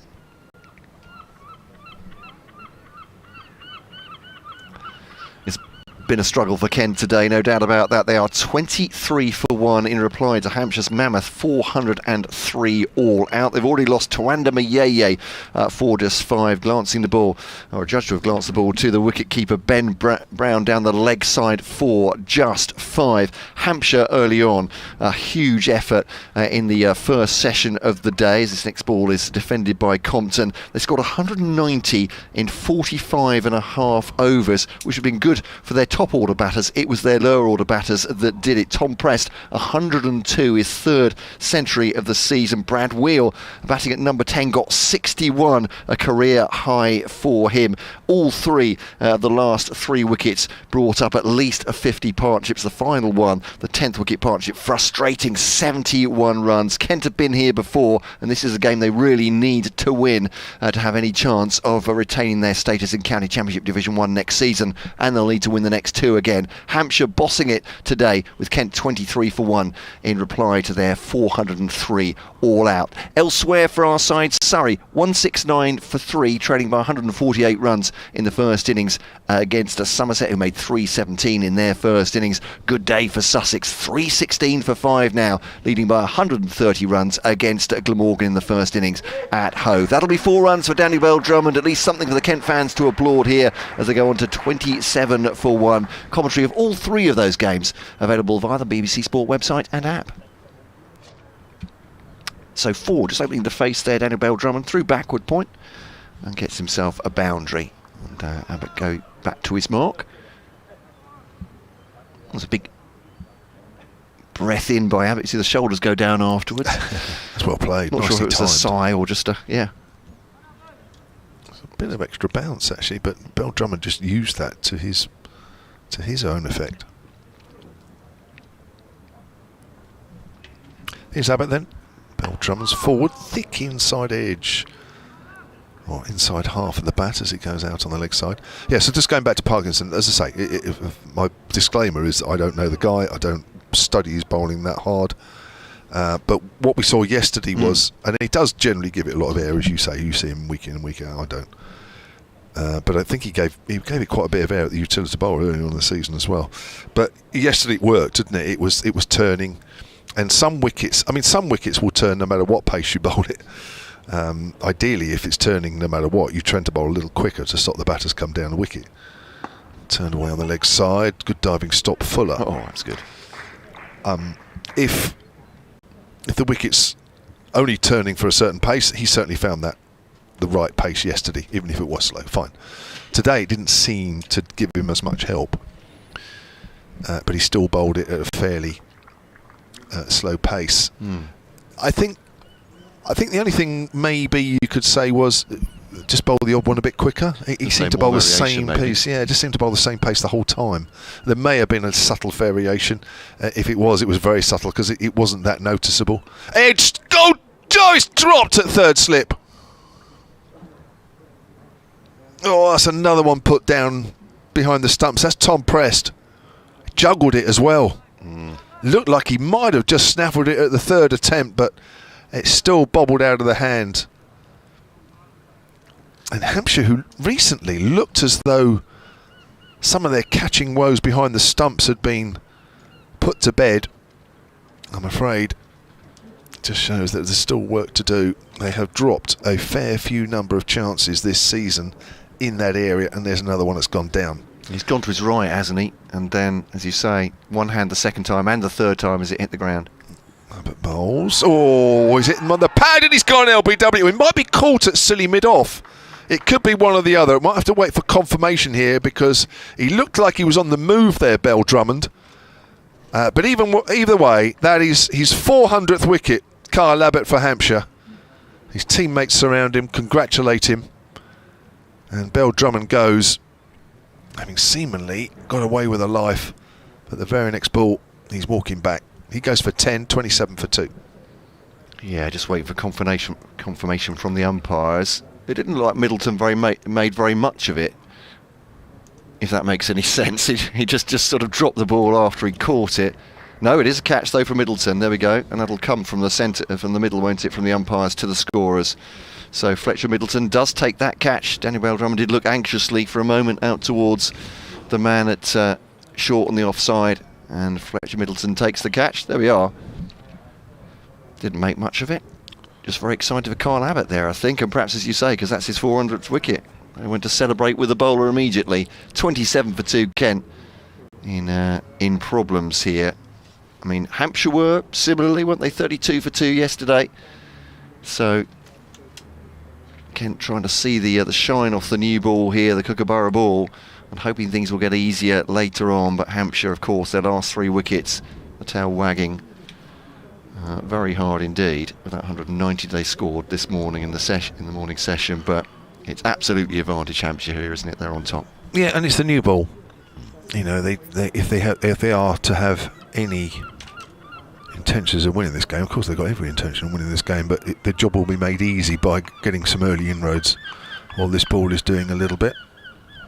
Yeah, I'm just watching the dismissal again. It looked like, actually, if anything, he might have got slightly outside the line if he didn't get an inside edge onto the pad, which of course then would have meant that it wasn't LBW anyway. But that's a good catch. That's a good catch at silly mid-off. Jack Leaning. As I said, he made so little of it. A good catch. Yes, I thought it must have been an LBW. He was just maybe, well, they got one or the other. Yeah. Or both. So another milestone for a Hampshire player in just today, let alone in this game. He'll now be looking for his 401st. Jack Leaning with that familiar bat high in the air. Oh, he's wrapped on the pad on the back foot. Oh my word, that looks close. Everybody up.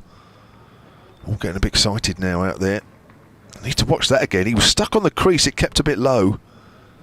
Looked like it just flicked the pad. Just watching this one again. Oh, it's close. Oh my word, that is close, isn't it? Has he got fractionally outside the line? Fractionally? Has it hit the pad? Has it gone past everything? Oh, has it? Well, I suppose there's enough doubt. Yeah. If we're questioning it, I suppose there's enough doubt there for the umpire as well. But that is darn close. I was just wondering before this over was bowled, 10 overs bowled, whether, with Bell-Drummond out and Compton out there, whether things were just starting to settle down with the ball as well. And suddenly, Abbott's bowled 2 absolute snorters in that over. One's got rid of Bell-Drummond, and that one has missed enough, put it that way. Abbas round the wicket to Compton, up towards mid-on. And a couple of Kent supporters, not full of joy, the Kent supporters, you wouldn't be surprised enough. Kent...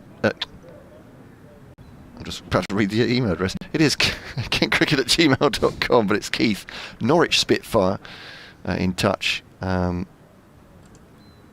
I don't think Moyet would have reacted like that if he'd hit the ball. I don't believe he was, as Abbas bowls to Compton into the offside. He's saying please don't dismiss this as sour grapes. I know Kent aren't clearly good enough for Division 1 cricket, but was questioning the quality of the umpires there, bemoaning it in fact, but there we go. Have to say that pair in the middle are much closer than we are. Yeah, and the trouble is, every side gets bad decisions.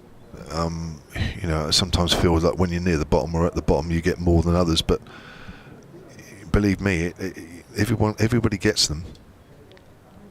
As Abbas round the wicket to Compton into the offside, and there's no run. And my argument, certainly with some of my colleagues, would be that we do not count the decisions which look convincing given against opposition teams sometimes, do we? You're fixated on your side. There are that many bad decisions, or that many questionable decisions. But from a Hampshire point of view, if that had been a crucial wicket, a crucial one against Jack Leaning, you might have said that looks awfully close, doesn't it? Is that not out? You know what I'm saying? Yeah, no, I do. The thing is that a decent side, let's say there's 10 bad decisions a season. Yeah, makes enough for everybody. Chances, yeah. Probably 6 or 7 of those, a good side will get over that. A bad side. Abbas to Compton, back to the bowler, and there's no run. A bad side might find that all 10 actually affect them, so it feels like you're getting more. But appreciate that, Keith, from your email. Chris on the emails. Kent's demise over the last few years. Crikey, this is going to be a happy email. You're going to cheer me up, Chris. I don't think you are. This is as gloomy as the weather. Well, but understandable from Kent fans. It's a record equalling 6 defeats in a row, and 27 for 2 now as Compton plays it back up to mid-off from Abbas, and there's no run. Pick up on the conversation about Jordan Cox. The inevitable relegation of the team from Division 1 has been coming for some time. They got away with it last season, albeit only staying up on the last day. And it has been close. You're absolutely right, Chris. The last 2 seasons it's been really close for Kent. Arguably the season before, they put on a really great late run. But last year, that was a real skin of the teeth with Middlesex and Northants going down. He says both Cox and Robinson decided they were better placed pursuing their careers elsewhere. Should have been a warning. The wins in the T20 and One Day Cup masked some issues. I thought those were good sides winning tournaments for me, Chris. I'm not sure. Obviously, you're going to have some bad years and some good years, but a maiden over from Abbas. Anyway, he says Essex a non-test ground playing county, the template that Kent should be able to follow. It speaks volumes that Cox went there rather than stay at Kent. We don't know the financial details of that either, Chris, but absolutely. Thank you very much for your email. And I think that's been I think for many counties, the counties outside the Test arena, Essex are an absolute case in point how well. Incredible. They bring players through particularly. Chris, I'm going to rattle on about this again. You probably heard this from me before, but if you look at their bowling attack, they're producing seamer after seamer, and in the sweet spot, as we said yesterday, Jamie Porter, Sam Cook particularly now, not considered good enough for England, but one of the best seam bowlers in domestic cricket. So yeah, there we are, Chris. I think Kent would acknowledge that themselves, certainly as a template. Abbott to Leaning, and you edged that call second slip. Abbott, 401 wickets now for Hampshire, and Kent really are struggling, if they haven't been struggling beforehand. 27 for 3. Abbott's on fire. He's just found something here, coming over the wicket to the right-handers, and he basically got Drummond out twice in 2 balls, and he could have done the very similar to Leaning. He's got him twice out in 2 balls because that LBW was close. So Leaning goes second ball. I don't think there's a lot he could have done with that. Now straight at Toby Abbott. You were talking about perhaps some of the woes behind the catching behind the stumps on the slip cord, but that's hit him more or less straight in the chest, isn't it? If it you haven't got the hands there. But yeah, Abbott, I mean, what a bowler he is. 401 now? Yeah. Just watching that again. Did Leaning really have to play at that? Gosh, I suppose that's being very harsh on him. Abbott does have the reputation for nipping the ball back. But I'm just watching that just as a standalone delivery. And Leaning's a very, very good player. He's done some damage against Hampshire in the recent past. And I'm thinking at it from a high level.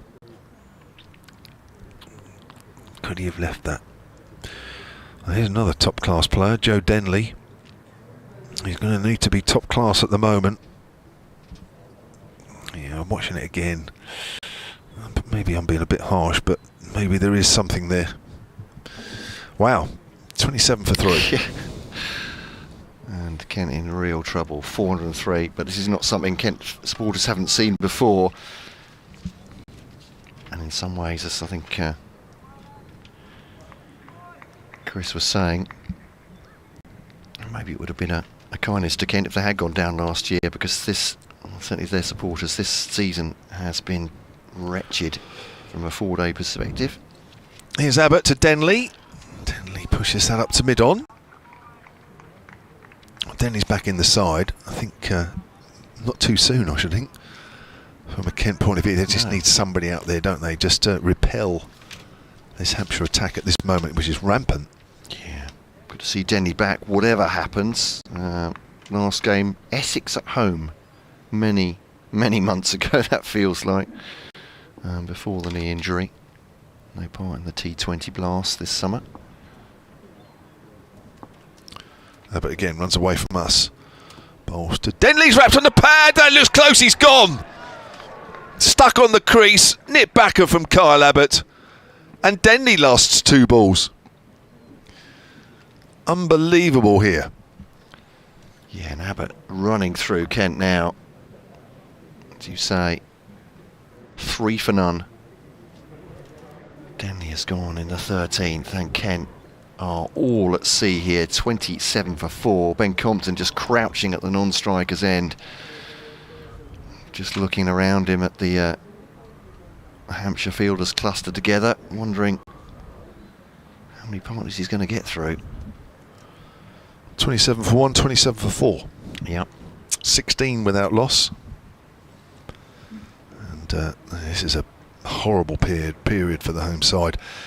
We have seen this from a Hampshire point of view from Kyle Abbott many times over the years, that when he gets on a roll, he gets in a groove, he absolutely does look like he's going to take a wicket with every ball. You could say that maybe it's not happening quite as many times as it has done in the past.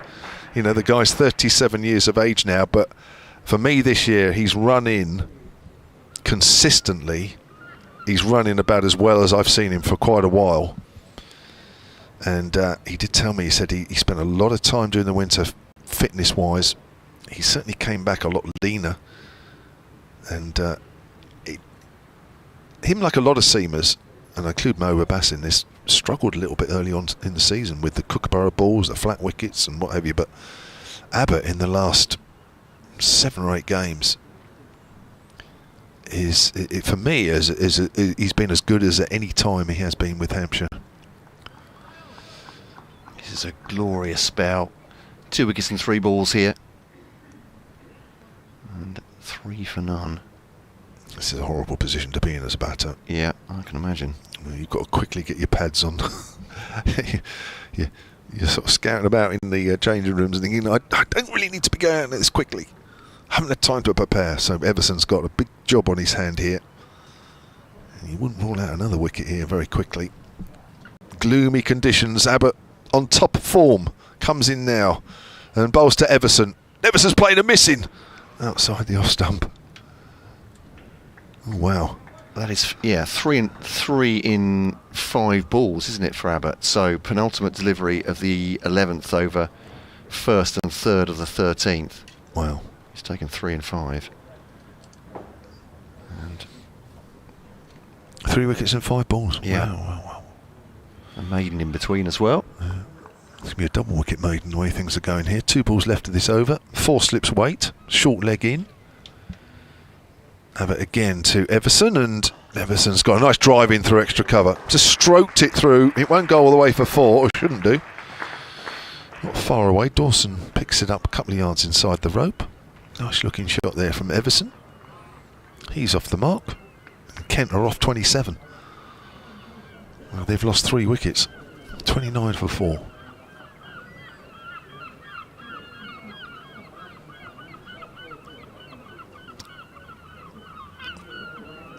It's very noisy that far into the ground with the old birds. It's obviously been disturbed by something. Here comes Abbott bowls, and Everson flicks it away on the leg side. Doesn't seem to be having too much trouble out there. That'll be 2 more. And good over there from Kyle Abbott. Not quite the double wicket maiden that it looked like it was going to be, but nevertheless 2 wickets in that, and he has 3 for 20 from 7 overs. And that applause, not necessarily from the Kent home crowd, but it's that small Hampshire contingent below us applauding their hero fast bowler.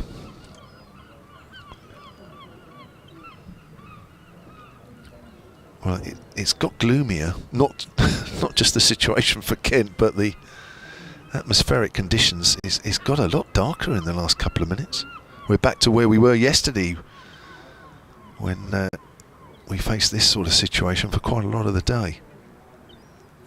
It's been gloomy today, but not quite as bad, but it's definitely filled in again. And I know Matt was saying that we are at the risk of a little shower, and it does feel like we're not a million miles away from that. Abbas bowls to Compton, who's steadfast. You just feel that with all these wickets falling, he's going even more into his shell. Ben Compton playing the way that I guess the rest of us expect him to play. Just dead bat, only picking off the runs if they're there, and making sure that he doesn't give his wicket away. He's on 11.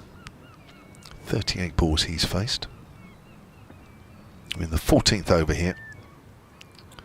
Abbas into his 7th. Compton leaves that one alone. It's close to off stump, but it's a good leave.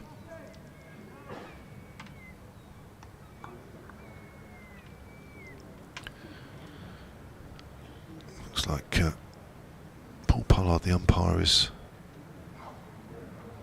just having a chat. Is that Kyle Abbott he's having a chat with? I don't know if he's saying anything about the light, or maybe they're just having a general chat.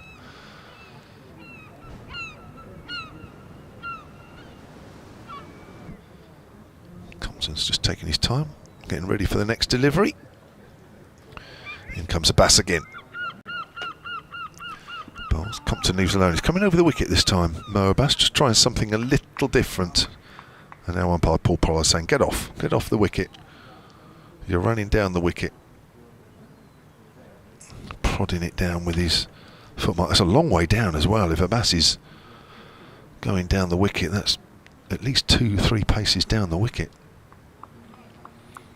What's the other thing up here? The other thing here is, and of course some bowlers, well most bowlers are okay with it, but when you're running off the pitch, you're actually going slightly uphill. So it's not easy. But a lot of bowlers don't have a problem with it.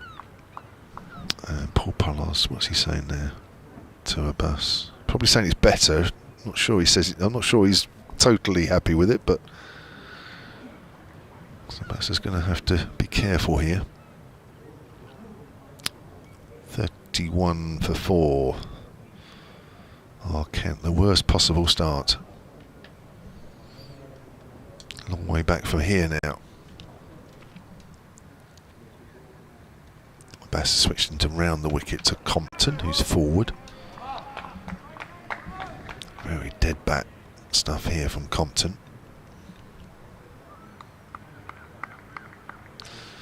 We've still got 40, just over 42 overs left in the day. We would normally be, if we were on time, we'd be 20 past, although we're playing extra overs anyway, aren't we, today? 20 past 3 would be the normal tea time, wouldn't it? But looks like another late one here. Yeah, could be. It's pushed on the onside by Compton. 31 for 4, end of that over. Abbas has bowled 7 overs, 1 for 10. Yeah, light is a bit questionable, I'd say now. Yeah, But we'll see what the umpires think. Certainly, Hampshire look like they're in a rush to get home. 31 for 4. We're back in the dressing room. 11 for Compton, 4 for Everson now. And Abbott ripping off the jumper. Apologies, I got out of step there, didn't I? It's letting fine. You do all the work. No, you were doing something, so I was quite happy to take my feet up. Again. Simon Woodhead has emailed. Will you get yourself ready for the next over? All the chat of gloom at Kent, at least we have cricket. True. Yeah, that's true. Yeah. Of course. Well, it's been absolutely hammering it down in West Wales for hours. Sorry, do you want to do this next over? Abbott? Yeah, shall I do Abbott? As he's on a run? Yeah, why not? Yeah. Bowling to Joey Everson, and Everson leaves outside of the off stump. Not just because I want to sit back and do nothing, but Abbott is on an incredible spell. I thought you might have to commentate on it. That's very kind of you. You're a nice guy. When Hampshire bring a bad bowler on, I'll commentate then, shall I? When Compton goes into positive mode. Anyway, back to Simon. He says he's been absolutely hammering it down in West Wales for hours. And it's not a surprise, is it? I think the shower's sweeping across the country. Oh yeah, west to east. I thought it always hammers down there. Well, yeah. That's worked nicely through mid-wicket by Joey Everson. Nice shot. He seems to have mastered the conditions and Abbott out there in his early stages of innings. Hasn't quite gone to the rope, but he picks up a comfortable 3. Moves on to 7, 34 for 4. So it's great to have the commentary and pictures to brighten my day, says Simon. Keep up the excellent work. Thank you. Matt's trying. I must admit, I know what it's like, but fortunately it's not been for a good few seasons. Yeah. But when your own team is struggling, and it's not just in one session, it's not just in one day, but it's game, and it's been game after game after game. It's quite soul destroying, isn't it, to try and talk positively and to keep up the positivity in your commentary. I get it, but as I say, for me, luckily, it's been a few years now since Hampshire have been in that sort of situation. Outside the off stump, he's over the wicket. To Compton is Abbott. Well, I think this is something that, when we asked Matt Walker game after game, and things have been going really badly for Kent. Had a poor T20 blast. Won the Cup wasn't great either, but particularly in the Championship, he's coming back to it and saying, look at this bowling lineup. Yeah. Arguably, this is not a bowling lineup that's strong enough.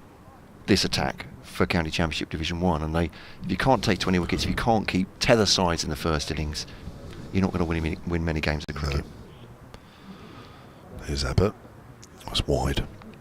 Compton leaves that one alone. Abbott is into his 8th over of this spell. And I'd have to say, I'm not picking on individuals among the bowlers. You get momentum, don't you, as well? One defeat leads to 2, and at the moment they're absolutely rock bottom. You can imagine the morale as well. Batting not going particularly well either for them, and that it goes across the team, doesn't it? When you are struggling to bowl sides out, long days in the field, it transmits all the way through, and I'm afraid that's where Kent are at the moment, just hoping for a fight back. Abbott into Compton again. Compton's right in behind that one, pushes that up to mid-on. And just quickly on that, Matt Walker has said, he's leaving, but he said, just before we found out he was going, that the challenge for these last 3 games was for Kent players, regardless of whether it's possible to stay up or not, to do something for themselves and for the supporters, basically, to be shining examples of what they can be, somehow trying to reverse the trend, if you like, of the way their seasons have gone, and stand up and be counted. Here's Abbott. Compton's playing a missing. Ending that over. Abbott's 8 overs, 3 for 23. Is he going to get another one? It's a long spell, because you'd expect Hampshire. Now they're coming off. Is it a set tee? 3:30 T could be 41 remaining. Yeah, absolutely. Ironically, that might take us closer to a band of showers, but we'll see. We'll see from a weather point of view. But what a session this is for Hampshire. The first session was pretty good, 190 and 45 and a half overs. They have. That session and into the second as well. 2 wickets falling then, but 4 wickets after lunch as well. Mieye gone, caught brown bowled Abbas for 5, then 3 wickets in a space of 5 balls from Kyle Abbott. Bell-Drummond 10, leading none, Denley none. In at T Kent, 34 for 4. Miles adrift, 369 behind. Hampshire absolutely dominating here at the St Lawrence Ground, Canterbury. Umpires come off. We'll see, maybe covers may come on during tea just to make sure, in case there's any precipitation. A little bit gloomy here. Nothing like the gloom, I'd imagine, settling over the Kent dressing room right now. We will be back, 34 for 4, with Kent replying to Hampshire's 403 in around about 20 minutes' time.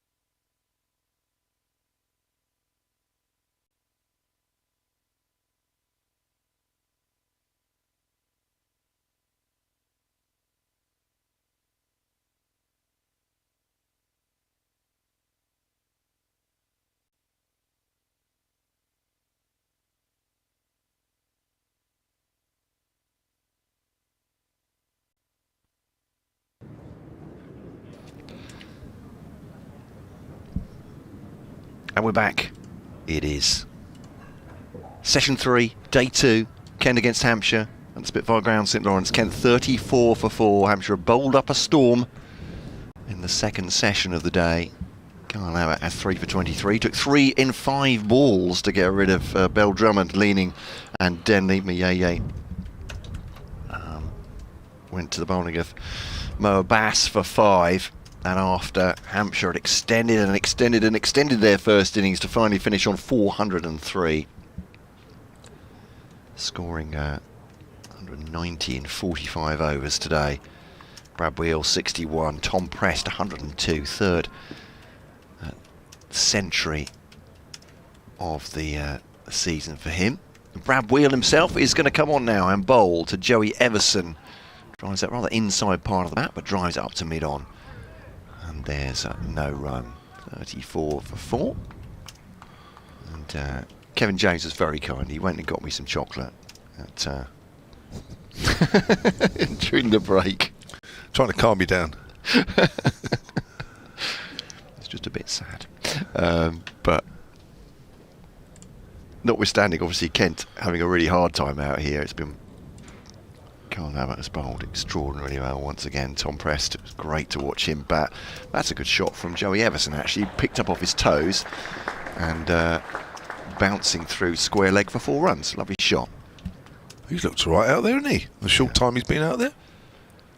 Not bad, yeah. 11 from 7 balls so far. I think if Kent were going to take any pluses during this season, and I think I've said this before, Kent fans, so permit me. I think it's clear to see that Joey Everson is getting better every time he plays, and that bodes really well for next season. For Kent, the all-rounder, Compton has 11 from 47. Stubborn knock, left outside the off stump. That's Wheal. This one seams in. Bit of movement off the pitch towards wicketkeeper Ben Brown.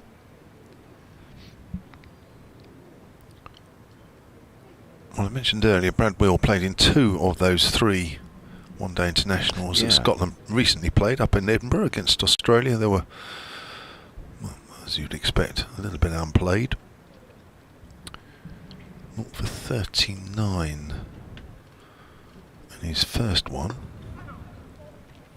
It's this one shot from Everson into the onside again, out towards mid-wicket. Single taken, he works it out there.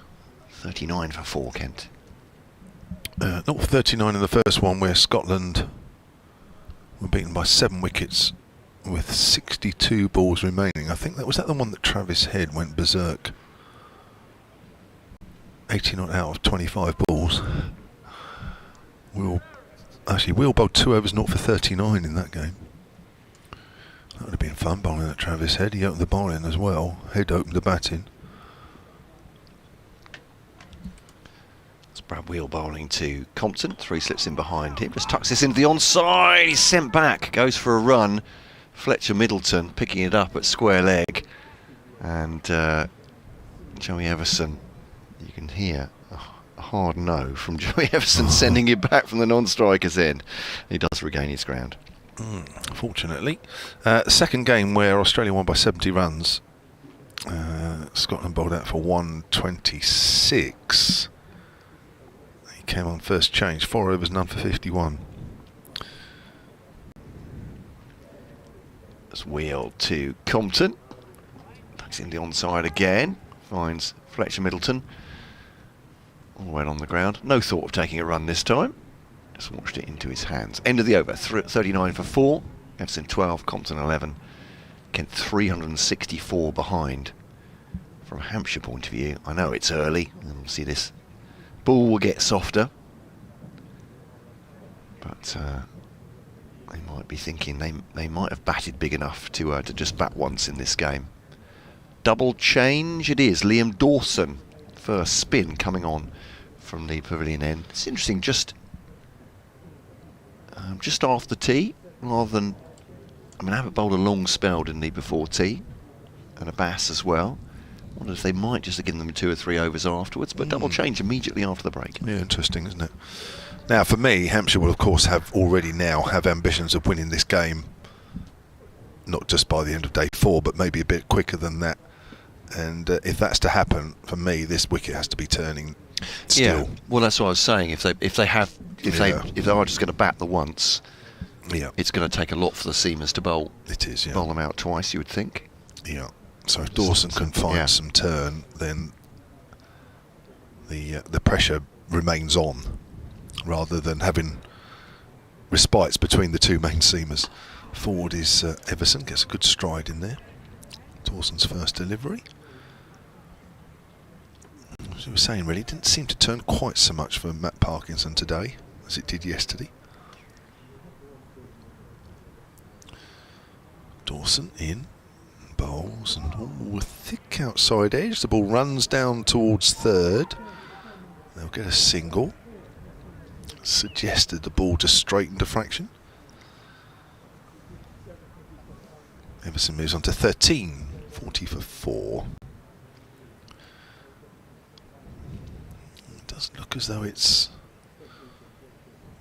just holding a bit in the wicket there for Dawson.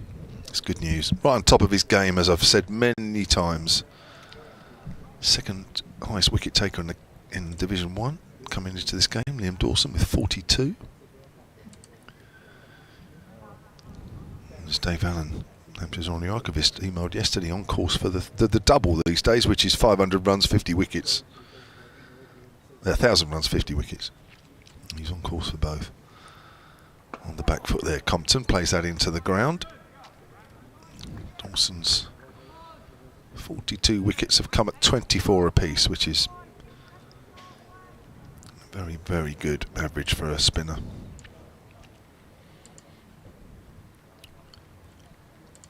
He's over the wicket. He's got 3 around the bat. Bowls to Compton. Compton plays that into the ground.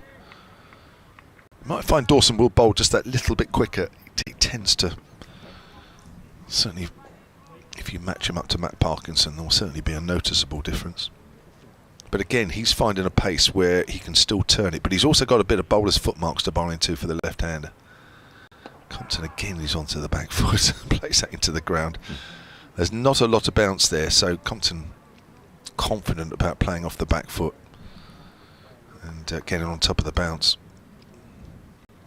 But one may just do something out of the footmarks. We'll have to wait and see. Dawson again. Compton plays that to mid-wicket. That's a good, really good diving stop there by Nick Gubbins. That's Dawson's first over, conceded 1. 40 for 4, Kent behind by 363.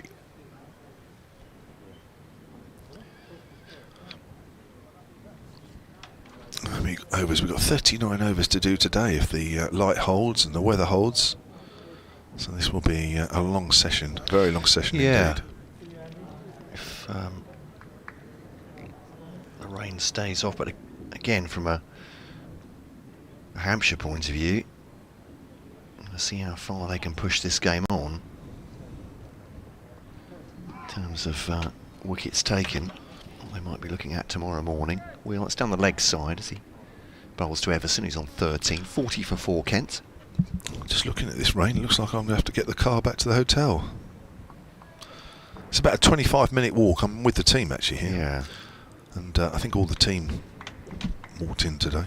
They did yesterday. The rain we had on Sunday, you might need a boat to get there. Well, yeah. I don't think it's going to be quite that apocalyptic. Yeah, I don't think I can risk walking that far in the rain. That's a Wheal bowls to Everson. That's a nice looking shot. He's cut that away past the man at backward point. Is that Middleton? There's 3 Hampshire fielders running after it. And who's won the chase? It's Tom Press, despite exertions, getting himself to 102 today. He wins it. Beats Abbott and Middleton to the ball. Throws back in, but not before Kent have got 3. Everson adding to his total. Andrew 1X at BBC Kent Sport. Very kind of you, Andrew. He's saying, enjoying my diplomacy. There we go. That's very kind of you. Carefully chosen words on Jordan Cox. And Mayeye getting a filigree of bat on that, he says. Keep it up, he says. It's Kent slump. Thank you, Andrew. You have cheered me up. Andrew from Japan, one of our regulars. Thank you for all your emails and texts and tweets so far. Very nice to hear from you. Compton 11, Everson 16. And we've been talking about rain, but actually there's a hint of sun there. Certainly it's brighter than it's been for a while. His Wheal to Compton, nudging through the onside, finds Middleton just forward a square on the run. Good fielder, Fletcher Middleton, isn't he? Very crisply picking up on the run. Prowling around the square leg area. He's got a lot of room to cover as well, forward a square on the onside, which is where Compton's trying to aim the ball there, no doubt.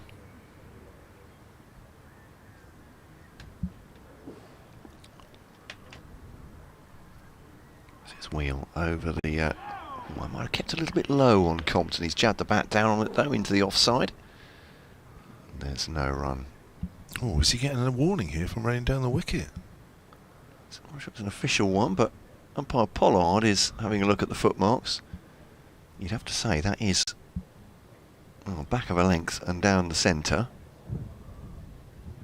Is it a word first before an official warning? I think he has just... He's mentioned it to Brad Wheal, who now comes round the wicket.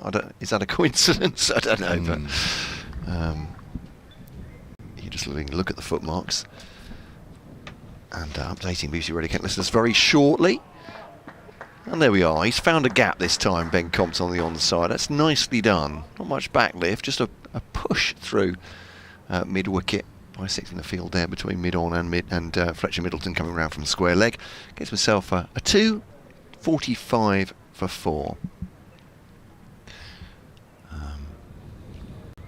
So yeah, update coming for BBC Radio Kent listeners. And across the southeast, with news of other games involving Surrey and Sussex. So it's on a mini county scoreboard, certainly from the southeast. Rain delay at Taunton. We'll be talking about that in just a second. Not about the rain, but the latest from the other game.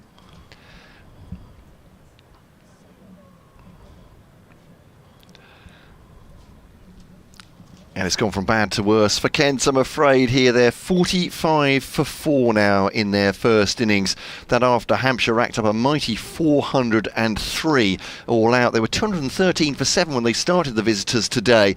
And looking in a dodgy position. Perhaps Kent could have taken 3 quick wickets and then enforced getting themselves in early and perhaps building a first innings lead. None of it. 403, 50 partnerships for the last 3 wickets. Tom Prest, 100, his third of the season, the young Hampshire batter, and Brad Wheal, a 61 for a number 10 batter, a career high. So nothing to shout about for Kent there, but lots to shout about for Hampshire as they started to bowl South African Carl Abbott, taking 3 wickets in 5 balls at one stage to reduce Kent to 27 for 4. They're 45 for 4 now with Liam Dawson, the spin bowler, bowling, just beating the bat of Joey Everson there.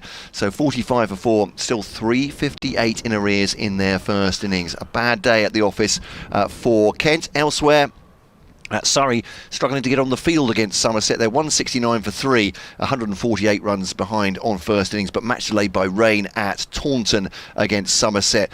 Sussex having a great day though, 377 for 5, extending their lead, their first innings lead against Glamorgan at Hove to 191 runs. Commentary on all 3 of those games while they're on the field, of course, via the BBC Sport website and app.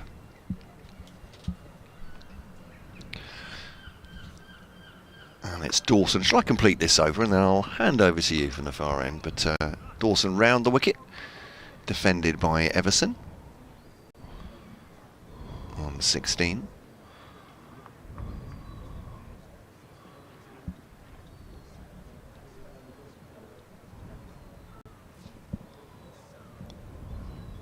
Dawson then to Everson.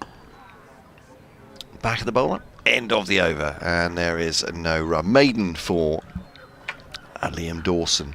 Just 1 run off his 2 overs so far. Here on BBC Radio Kent, on BBC Solent, via the BBC Sport website and app, and via most smart speakers. Just ask BBC Sounds to play Kent v Hampshire, day 2. Is that right? Yeah, that's exactly right. Spot on. Yeah. There's my editor, Kevin James, there, making sure I get the syntax right. Of course, via the picture feed as well. Yeah. From Kent County Cricket Club. Welcome wherever you're listening. Yeah, just studying that over from Liam Dawson. It looks like he's getting the odd one to turn off the straight. And what I mean that is, it's all very well bowling into the rough. As Wheal comes in and Compton turns that to mid-wicket and there is no run. What I mean is, when he's coming round the wicket to Everson, there is no rough to bowl into. So, ideally, he wants to get the ball to turn from just the normal parts of the wicket, and it looks like in one of those balls at least he's got one to turn. So that's good news from a Hampshire point of view. I think that's what they were hoping would happen. His Wheal again round the wicket to Compton. Again, he's tucked that away to Middleton on the leg side. Brad Wheal, who's already got a career best with the bat. Yeah. Earlier, fantastic, some great strikes. 61. Is that 4 sixes in that? Am I right to say? Top of my head. Sorry, I understand. I think there was actually. I thought I'd wrote it down, but I hadn't. So I'm just going to go and double check. I can't remember how many of the balls he lost. Was it just 2? I think certainly. 4 sixes and 4 fours. Yeah. Yeah. There was one over the flats, wasn't there? That's true. That's where I left. Tom Press lost at least 1. I'm not sure. It'd be like the old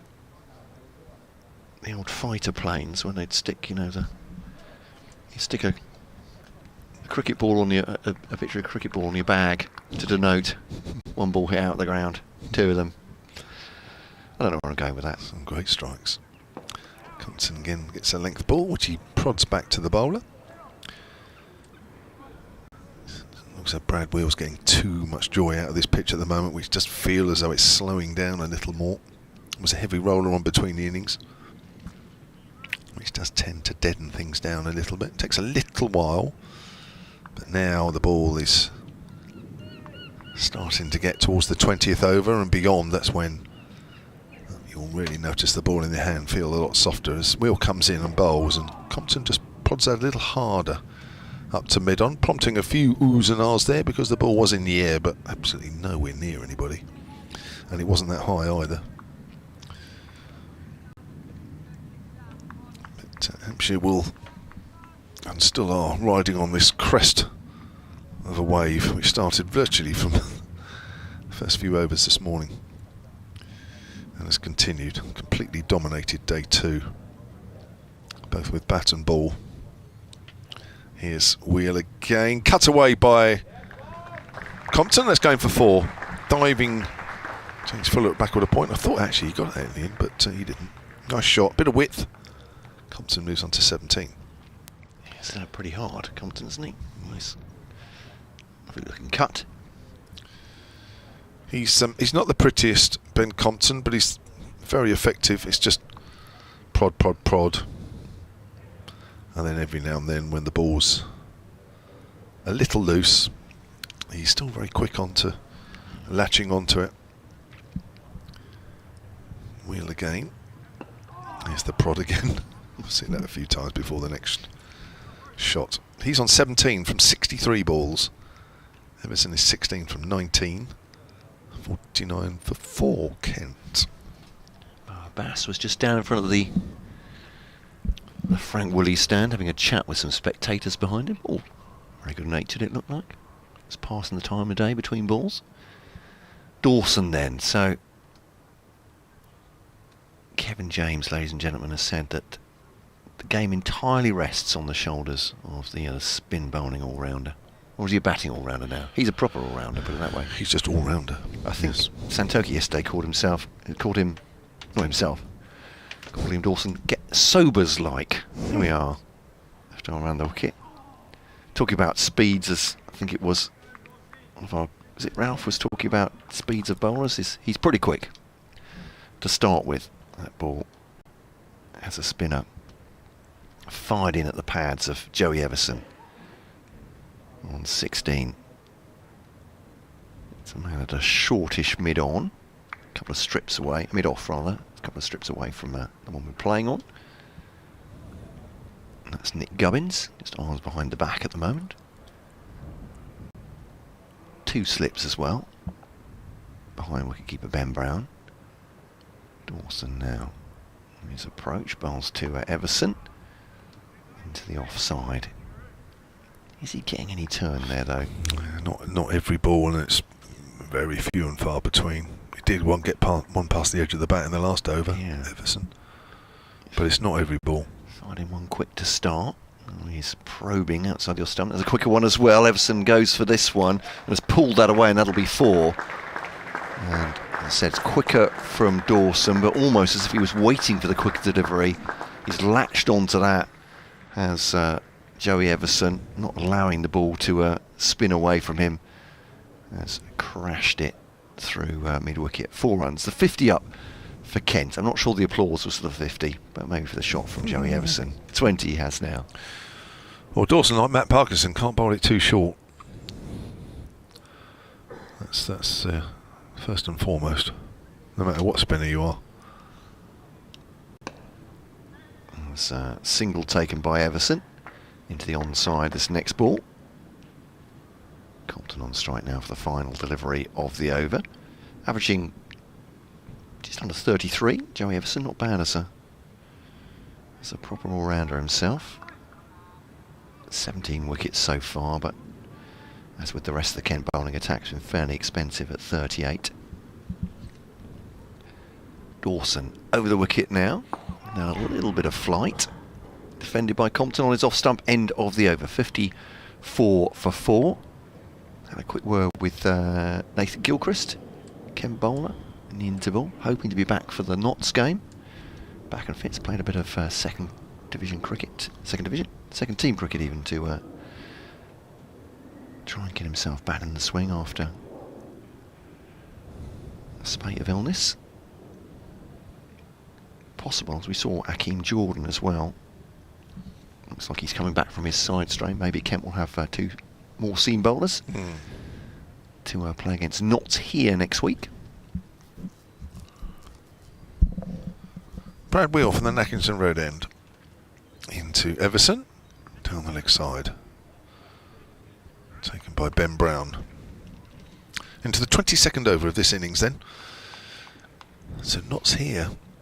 I suppose they're just about alright, are they, in the table? Let's have a quick look actually. Refresh my mind. Who are, sorry? Nottinghamshire, just above Lancashire, aren't they? Only by not 10 far points. Away. Yeah. They're the team you need to catch, aren't they? Well, Lancs. Well, 2 of you go down, so there's no point in catching Lancs, is there? You need to catch Lancs, Notts. Worcestershire, and all. Driving, takes the bottom hand off the bat as he does, goes out to wide mid-on. As you started the game 45 points from Notts. Yeah, I mean, it's almost, yes, all but mathematically. Good as. But they're the team you got to catch. Yeah. I suppose that would have helped had you won here, and it might still happen. I mean, obviously we're still playing, and it doesn't look great. But when you're still playing, you've always got a chance. Yeah, I think I'm right in saying that. Wheal getting down the leg side. Just calculating it, Notts cannot score very many points for Kent to overhaul them, put it that way. But that's notwithstanding Lancashire just above them as well, so it's not quite the same as easy calculations as football 3 points, 1 point or 0 points. It's bonus points, etc. But yeah, Kent all but relegated. But 3 wins would give them a chance. Wheal again. Oh, he's edged that through to the keeper, and Brad Wheal joins the party with his first wicket. And Everson, who'd looked confident out there, looked good out there, had a couple down the leg side. There he's had a little fish at one outside off stump. Just the faintest of tickles through to Ben Brown. And he goes for 21. 54 for 5. Yeah, as you said, he looked pretty good so far, Joey Everson, coming out after tea and looking fairly confident, hitting the ball well, but he goes for 21. It's the highest score so far. Ben Compton is still there, 17 from 64. I'd say Ben Compton's seen this quite a lot, being at one end while wickets fall at the other. Whether he's scoring big or not for Kent, but there goes Joey Everson, and be Harry Finch coming out next. I would expect Johnny Stobo could be, but Finch is the senior batter in that respect. I remember him, he batted quite well in the game at the Utilita earlier on in the season. Finch? Yeah. Yeah. He's very handy indeed. Might even be able to get stats on that. There we are. Into my spreadsheet. Yeah, 84 in the second innings against yeah, played very nicely. Against Hampshire. No ton for him in the championship this year. He's got himself 3 scores of 50 or over. But need him now. Yeah, well, yeah. You know, I think the Joey Everson dismissal is kind of typical when you're in a bit of a slump and it feels that everything you do doesn't work. Because Everson had looked really good there. That's probably his first mistake. His first mistake he's made, and he's gone. And it just often feels like that. Sides that are riding high and are going well, they seem to play a miss a few times, the batters, and then, you know, chip one up in the air and it doesn't go in near the fielder, and they get away from that, and then they're away in their innings. And yeah. Joey Everson played really well. He looked really good. He's gone slightly wide, hasn't he, there, to chasing the ball, perhaps? Yeah, I think he's feeling that's coming down the hill a bit, and it hasn't really. It's just sort of held its line. Here's Wheal then to Finch. Finch is forward. Goes up towards mid-on. Dawson's fielding. But it often goes like that when the team's not doing particularly well and you're fighting hard, and yeah, one mistake and yet at other times you can make 3 or 4 mistakes and you're still out in the middle. Here's Wheal again, 3 slips for Finch. Finch is on the back foot. That's come back down the hill a bit. Ball goes a little squarer on the leg side than he was aiming. Wicket maiden for Brad Wheal. 4 overs, 1 for 14. Hampshire today rampant. And Kent seemingly can't do a lot about it.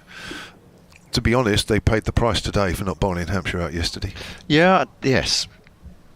There's obviously a lot less pressure on a bowling side when they've got 400 already in the tank, and they've really rubbed Kent's noses in it, and that's what you want to do as a batting side, isn't it? You want to demoralise the fielding, so when they come to bat, they're a little bit leggy. And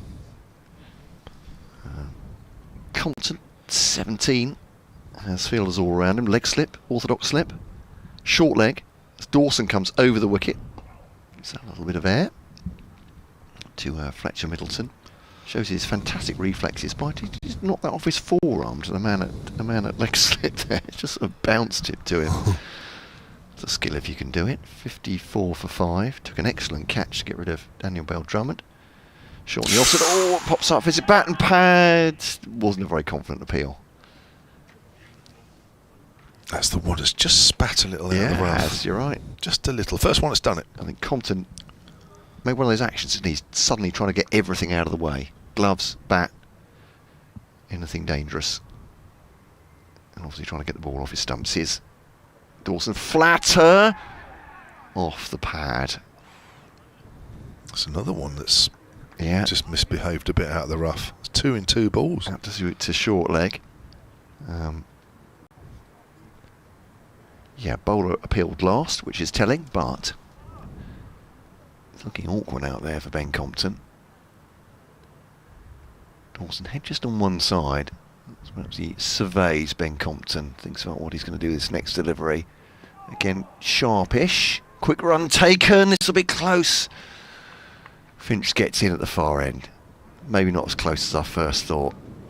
Finch has run to the danger end and absolutely sprinting to get there. And they do take a single. 55 for 5. I suppose that's Finch's call.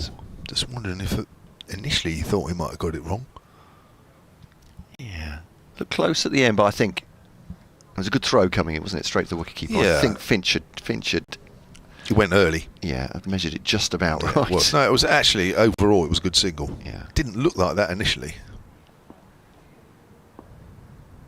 That's Dawson to Finch. Back foot, defensive shot. No run. This is where Dawson's just got to find the right pace to the right-hander. He's got enough to work with for the left-hander. There's rough there. He can just fire it in and just wait for one to misbehave, as we've already seen. Little bit of more work to do with the right-hander where he's pitching it stump to stump. Dawson to Finch, who defends that. Dead bat Finch this time. Never mind dead bat Abbott. 55 for 5. 18 Compton. Finch yet to score, and Hampshire still 348 runs to play with. That's the deficit between these two teams now. Hampshire 403, including 102 for Tom Prest, 61 for Brad Wheal, career high for the Hampshire batter. And then Kyle Abbott, 3 wickets in 5 balls at one stage to help reduce Kent to 27 for 4, then 54 for 5. With Joey Everson going off the tee, caught behind off the bowling of Brad Wheal. I've got an embarrassment of riches of players to choose from to talk to tonight. Not sure who to. I think I'm erring on the side of Brad Wheal, if I'm honest. Just get them all to gather round and ask a question each one. Yes, that's right. So yes, yeah. That landmark. Oh, and what about your landmark? And what about your landmark? Yeah. And Mo, what about your high score for Hampshire? I mean, I've forgotten that. Wheal bowls. Compton yet again defends. Bit showy offy. Think about my situation. I've got a similar dilemma. Matt Walker again. Well, I'd have to say Kent. They don't go and hide from you, so it's they'll always front up. But it's good of them. It's a less than exciting task, I'm sure, after the end of a day's play when you've had a poor one as a player and it's been difficult out there. Then you got me asking questions. Yep. Compton forward. Yeah, I wouldn't be looking forward to that as a player. You're searching questions. Did you go and hide ever, Kevin? You had I don't remember ever doing that. Maybe press was different in terms of interview every day at the end of every day. There was, yeah. I mean, my main captain at Hampshire was Mark Nicholas. Right.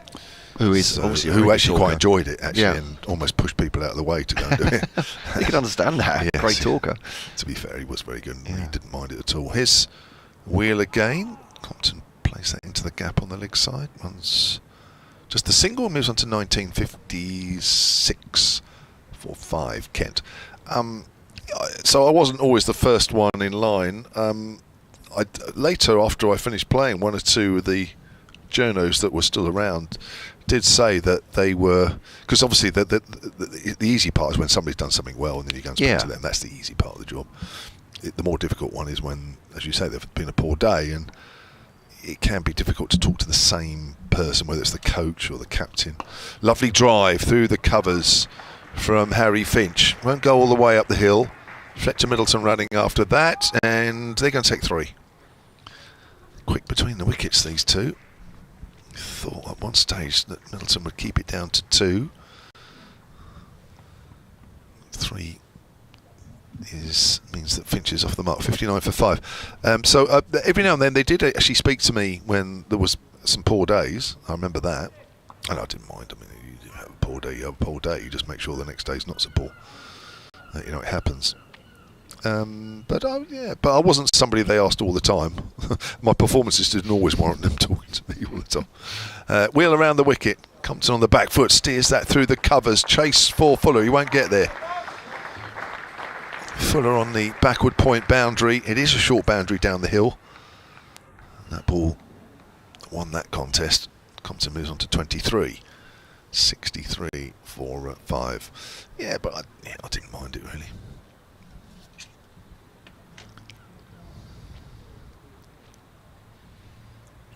.63 for 5 then in the 24th over, I think, if I can read things correctly. Yeah, last ball of it. Wheal. Compton gets a straighter ball this time, plays it back to the bowler with that very straight bat of his. And Wheal's bowled 5 overs, 1 for 22. 63 for 5. Kent trail by 340. Again, needing a big partnership here. These two can stick around. See the shine off the ball, although Dawson's look good to start with. Cannot be delighted that Kyle Abbott's taking his jumper off. And is he returning? He is, yeah. Liam Dawson is just actually taking a few minutes to put all the layers back on. I think he's got 2 jumpers there.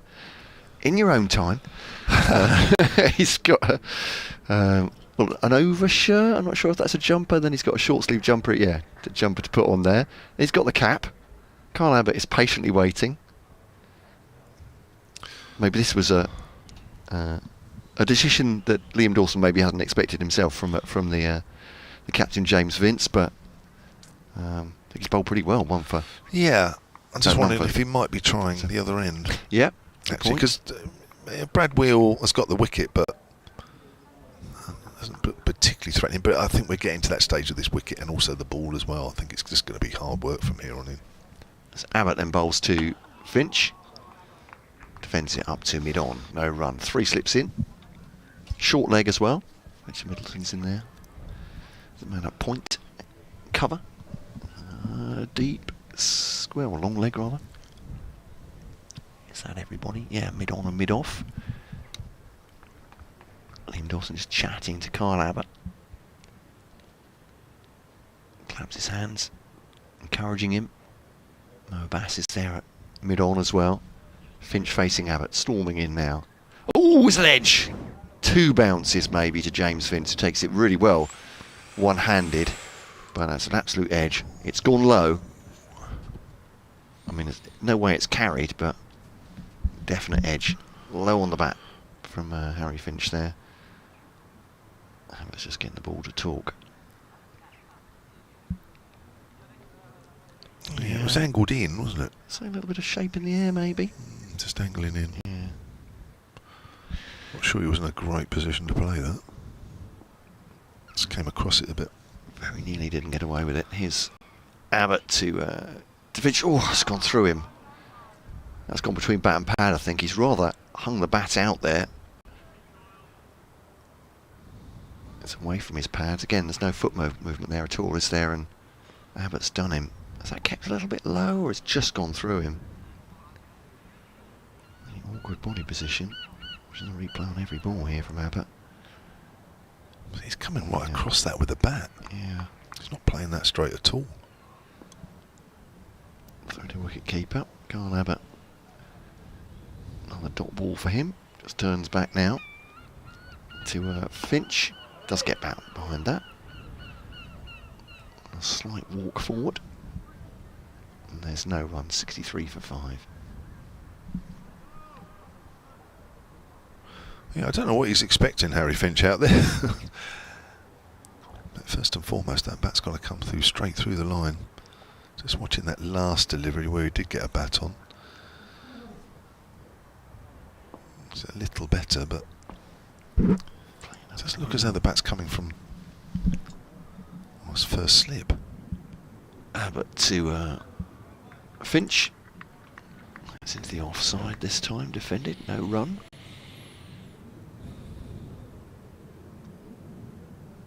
But yeah, Abbott's consistency is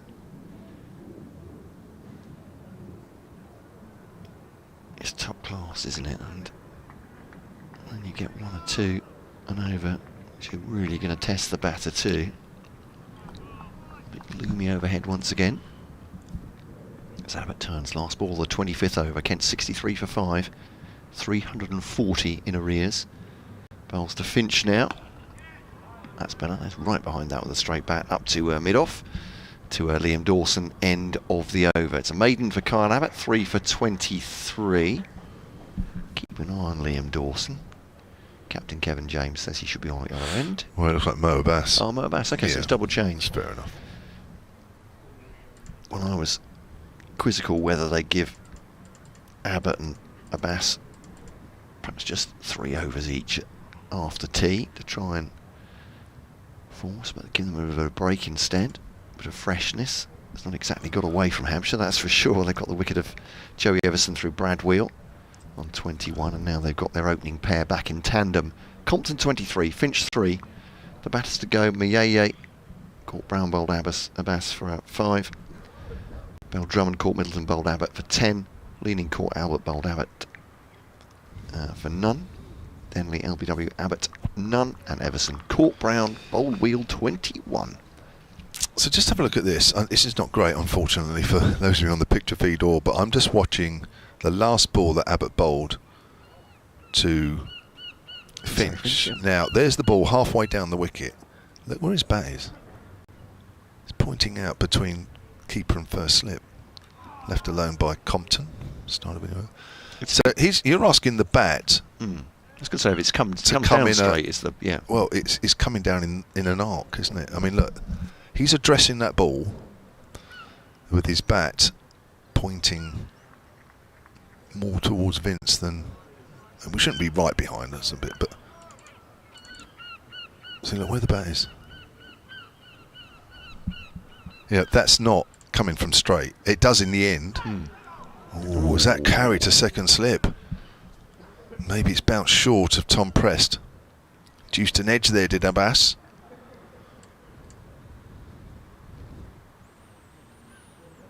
Watch that one again.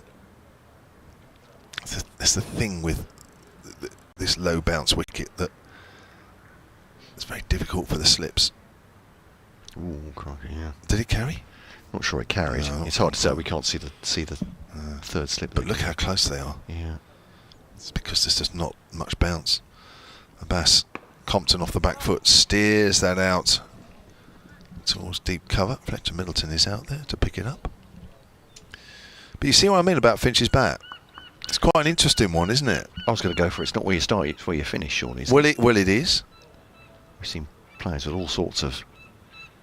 But you watch Compton. I'm doing this while we're. This is good for radio, isn't it? No, look where Compton's bat is. Yeah. And he hasn't let the ball go yet. But look where Compton's bat is. He's just about to let the ball go. That's a lot straighter. Finch is pushing that to mid on. Ball just leaves Abbas's hand. Look at the bat. Oh, it's a coaching clinic for Kevin James. We'll call Harry Finch up here later and you can go through that with him. They're going off. A bad light. This will be looks like it's claimed some of this play for this evening. The light meter has shown that it's too dark. And I have to say that it does look as though the lights are taking a bit more of an effect. And at 64 for 5, in the 26th over, the players make their way back to the pavilion. Yeah, there's possibly rain in the air as well, so the cover is going to come on. So we'll be back with you as soon as possible. The umpire's staying out there to take a light reading. Was Ian Blackwell just chatting to Paul Pollard? Of course, fielding captain at 64 for 5. James Finch has gone out there and go, I can't believe you're doing this. It's as bright as anything. What on earth are you doing? I'll stay out here because we're going to be back on, aren't we, umpire? They're looking towards the right-hand side of the ground, or as you say, behind our right ears, where they think the weather's coming from. And actually, high cloud there. I was talking about showers earlier. It doesn't look too bad to our right. But are there just spots of rain here? They could well be from earlier, but the cover's certainly coming on. I mean, they're not coming off because of rain. It's not a deluge. It looks like the light originally, but the umpires will. They're not rushing off, but there will be a stoppage. We'll be back, of course, as soon as the players are back on the field. But Kent are 64 for 5 here. Hampshire have Kent in all sorts of trouble. They've had a fantastic day.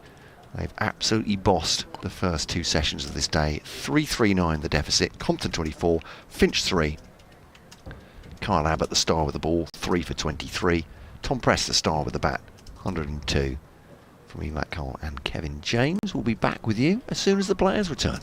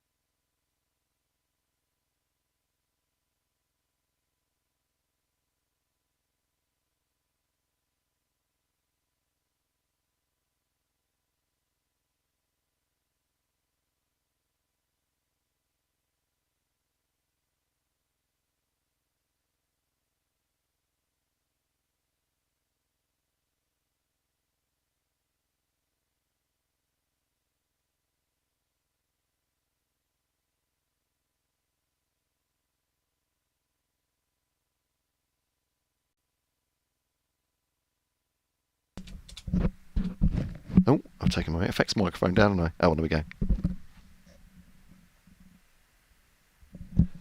Probably just...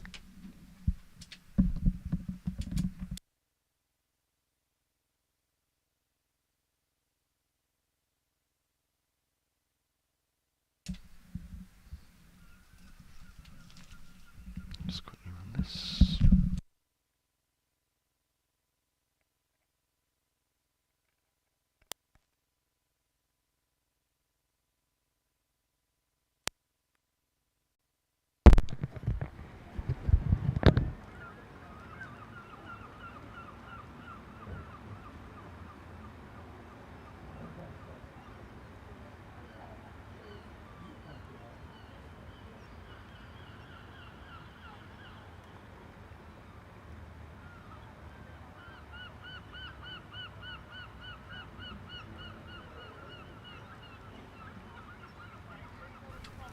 Just about to do an update here for BBC Radio Kent listeners, but just to tell you that things have not improved here at the St Lawrence Ground, Canterbury. Rain coming down, all the covers coming on as well now. Prospects of play is looking less and less likely on day 2 of Kent against Hampshire. Kent 645, 64 for 5. They are 339 behind the deficit right now. So we may well, our next communication be at 10:30 tomorrow morning with Ben Watts, Sonia Twigg and Kevin James. If that's the case, thank you very much for listening today, and we'll say goodbye until tomorrow. Update coming for listeners in the southeast here on the radio.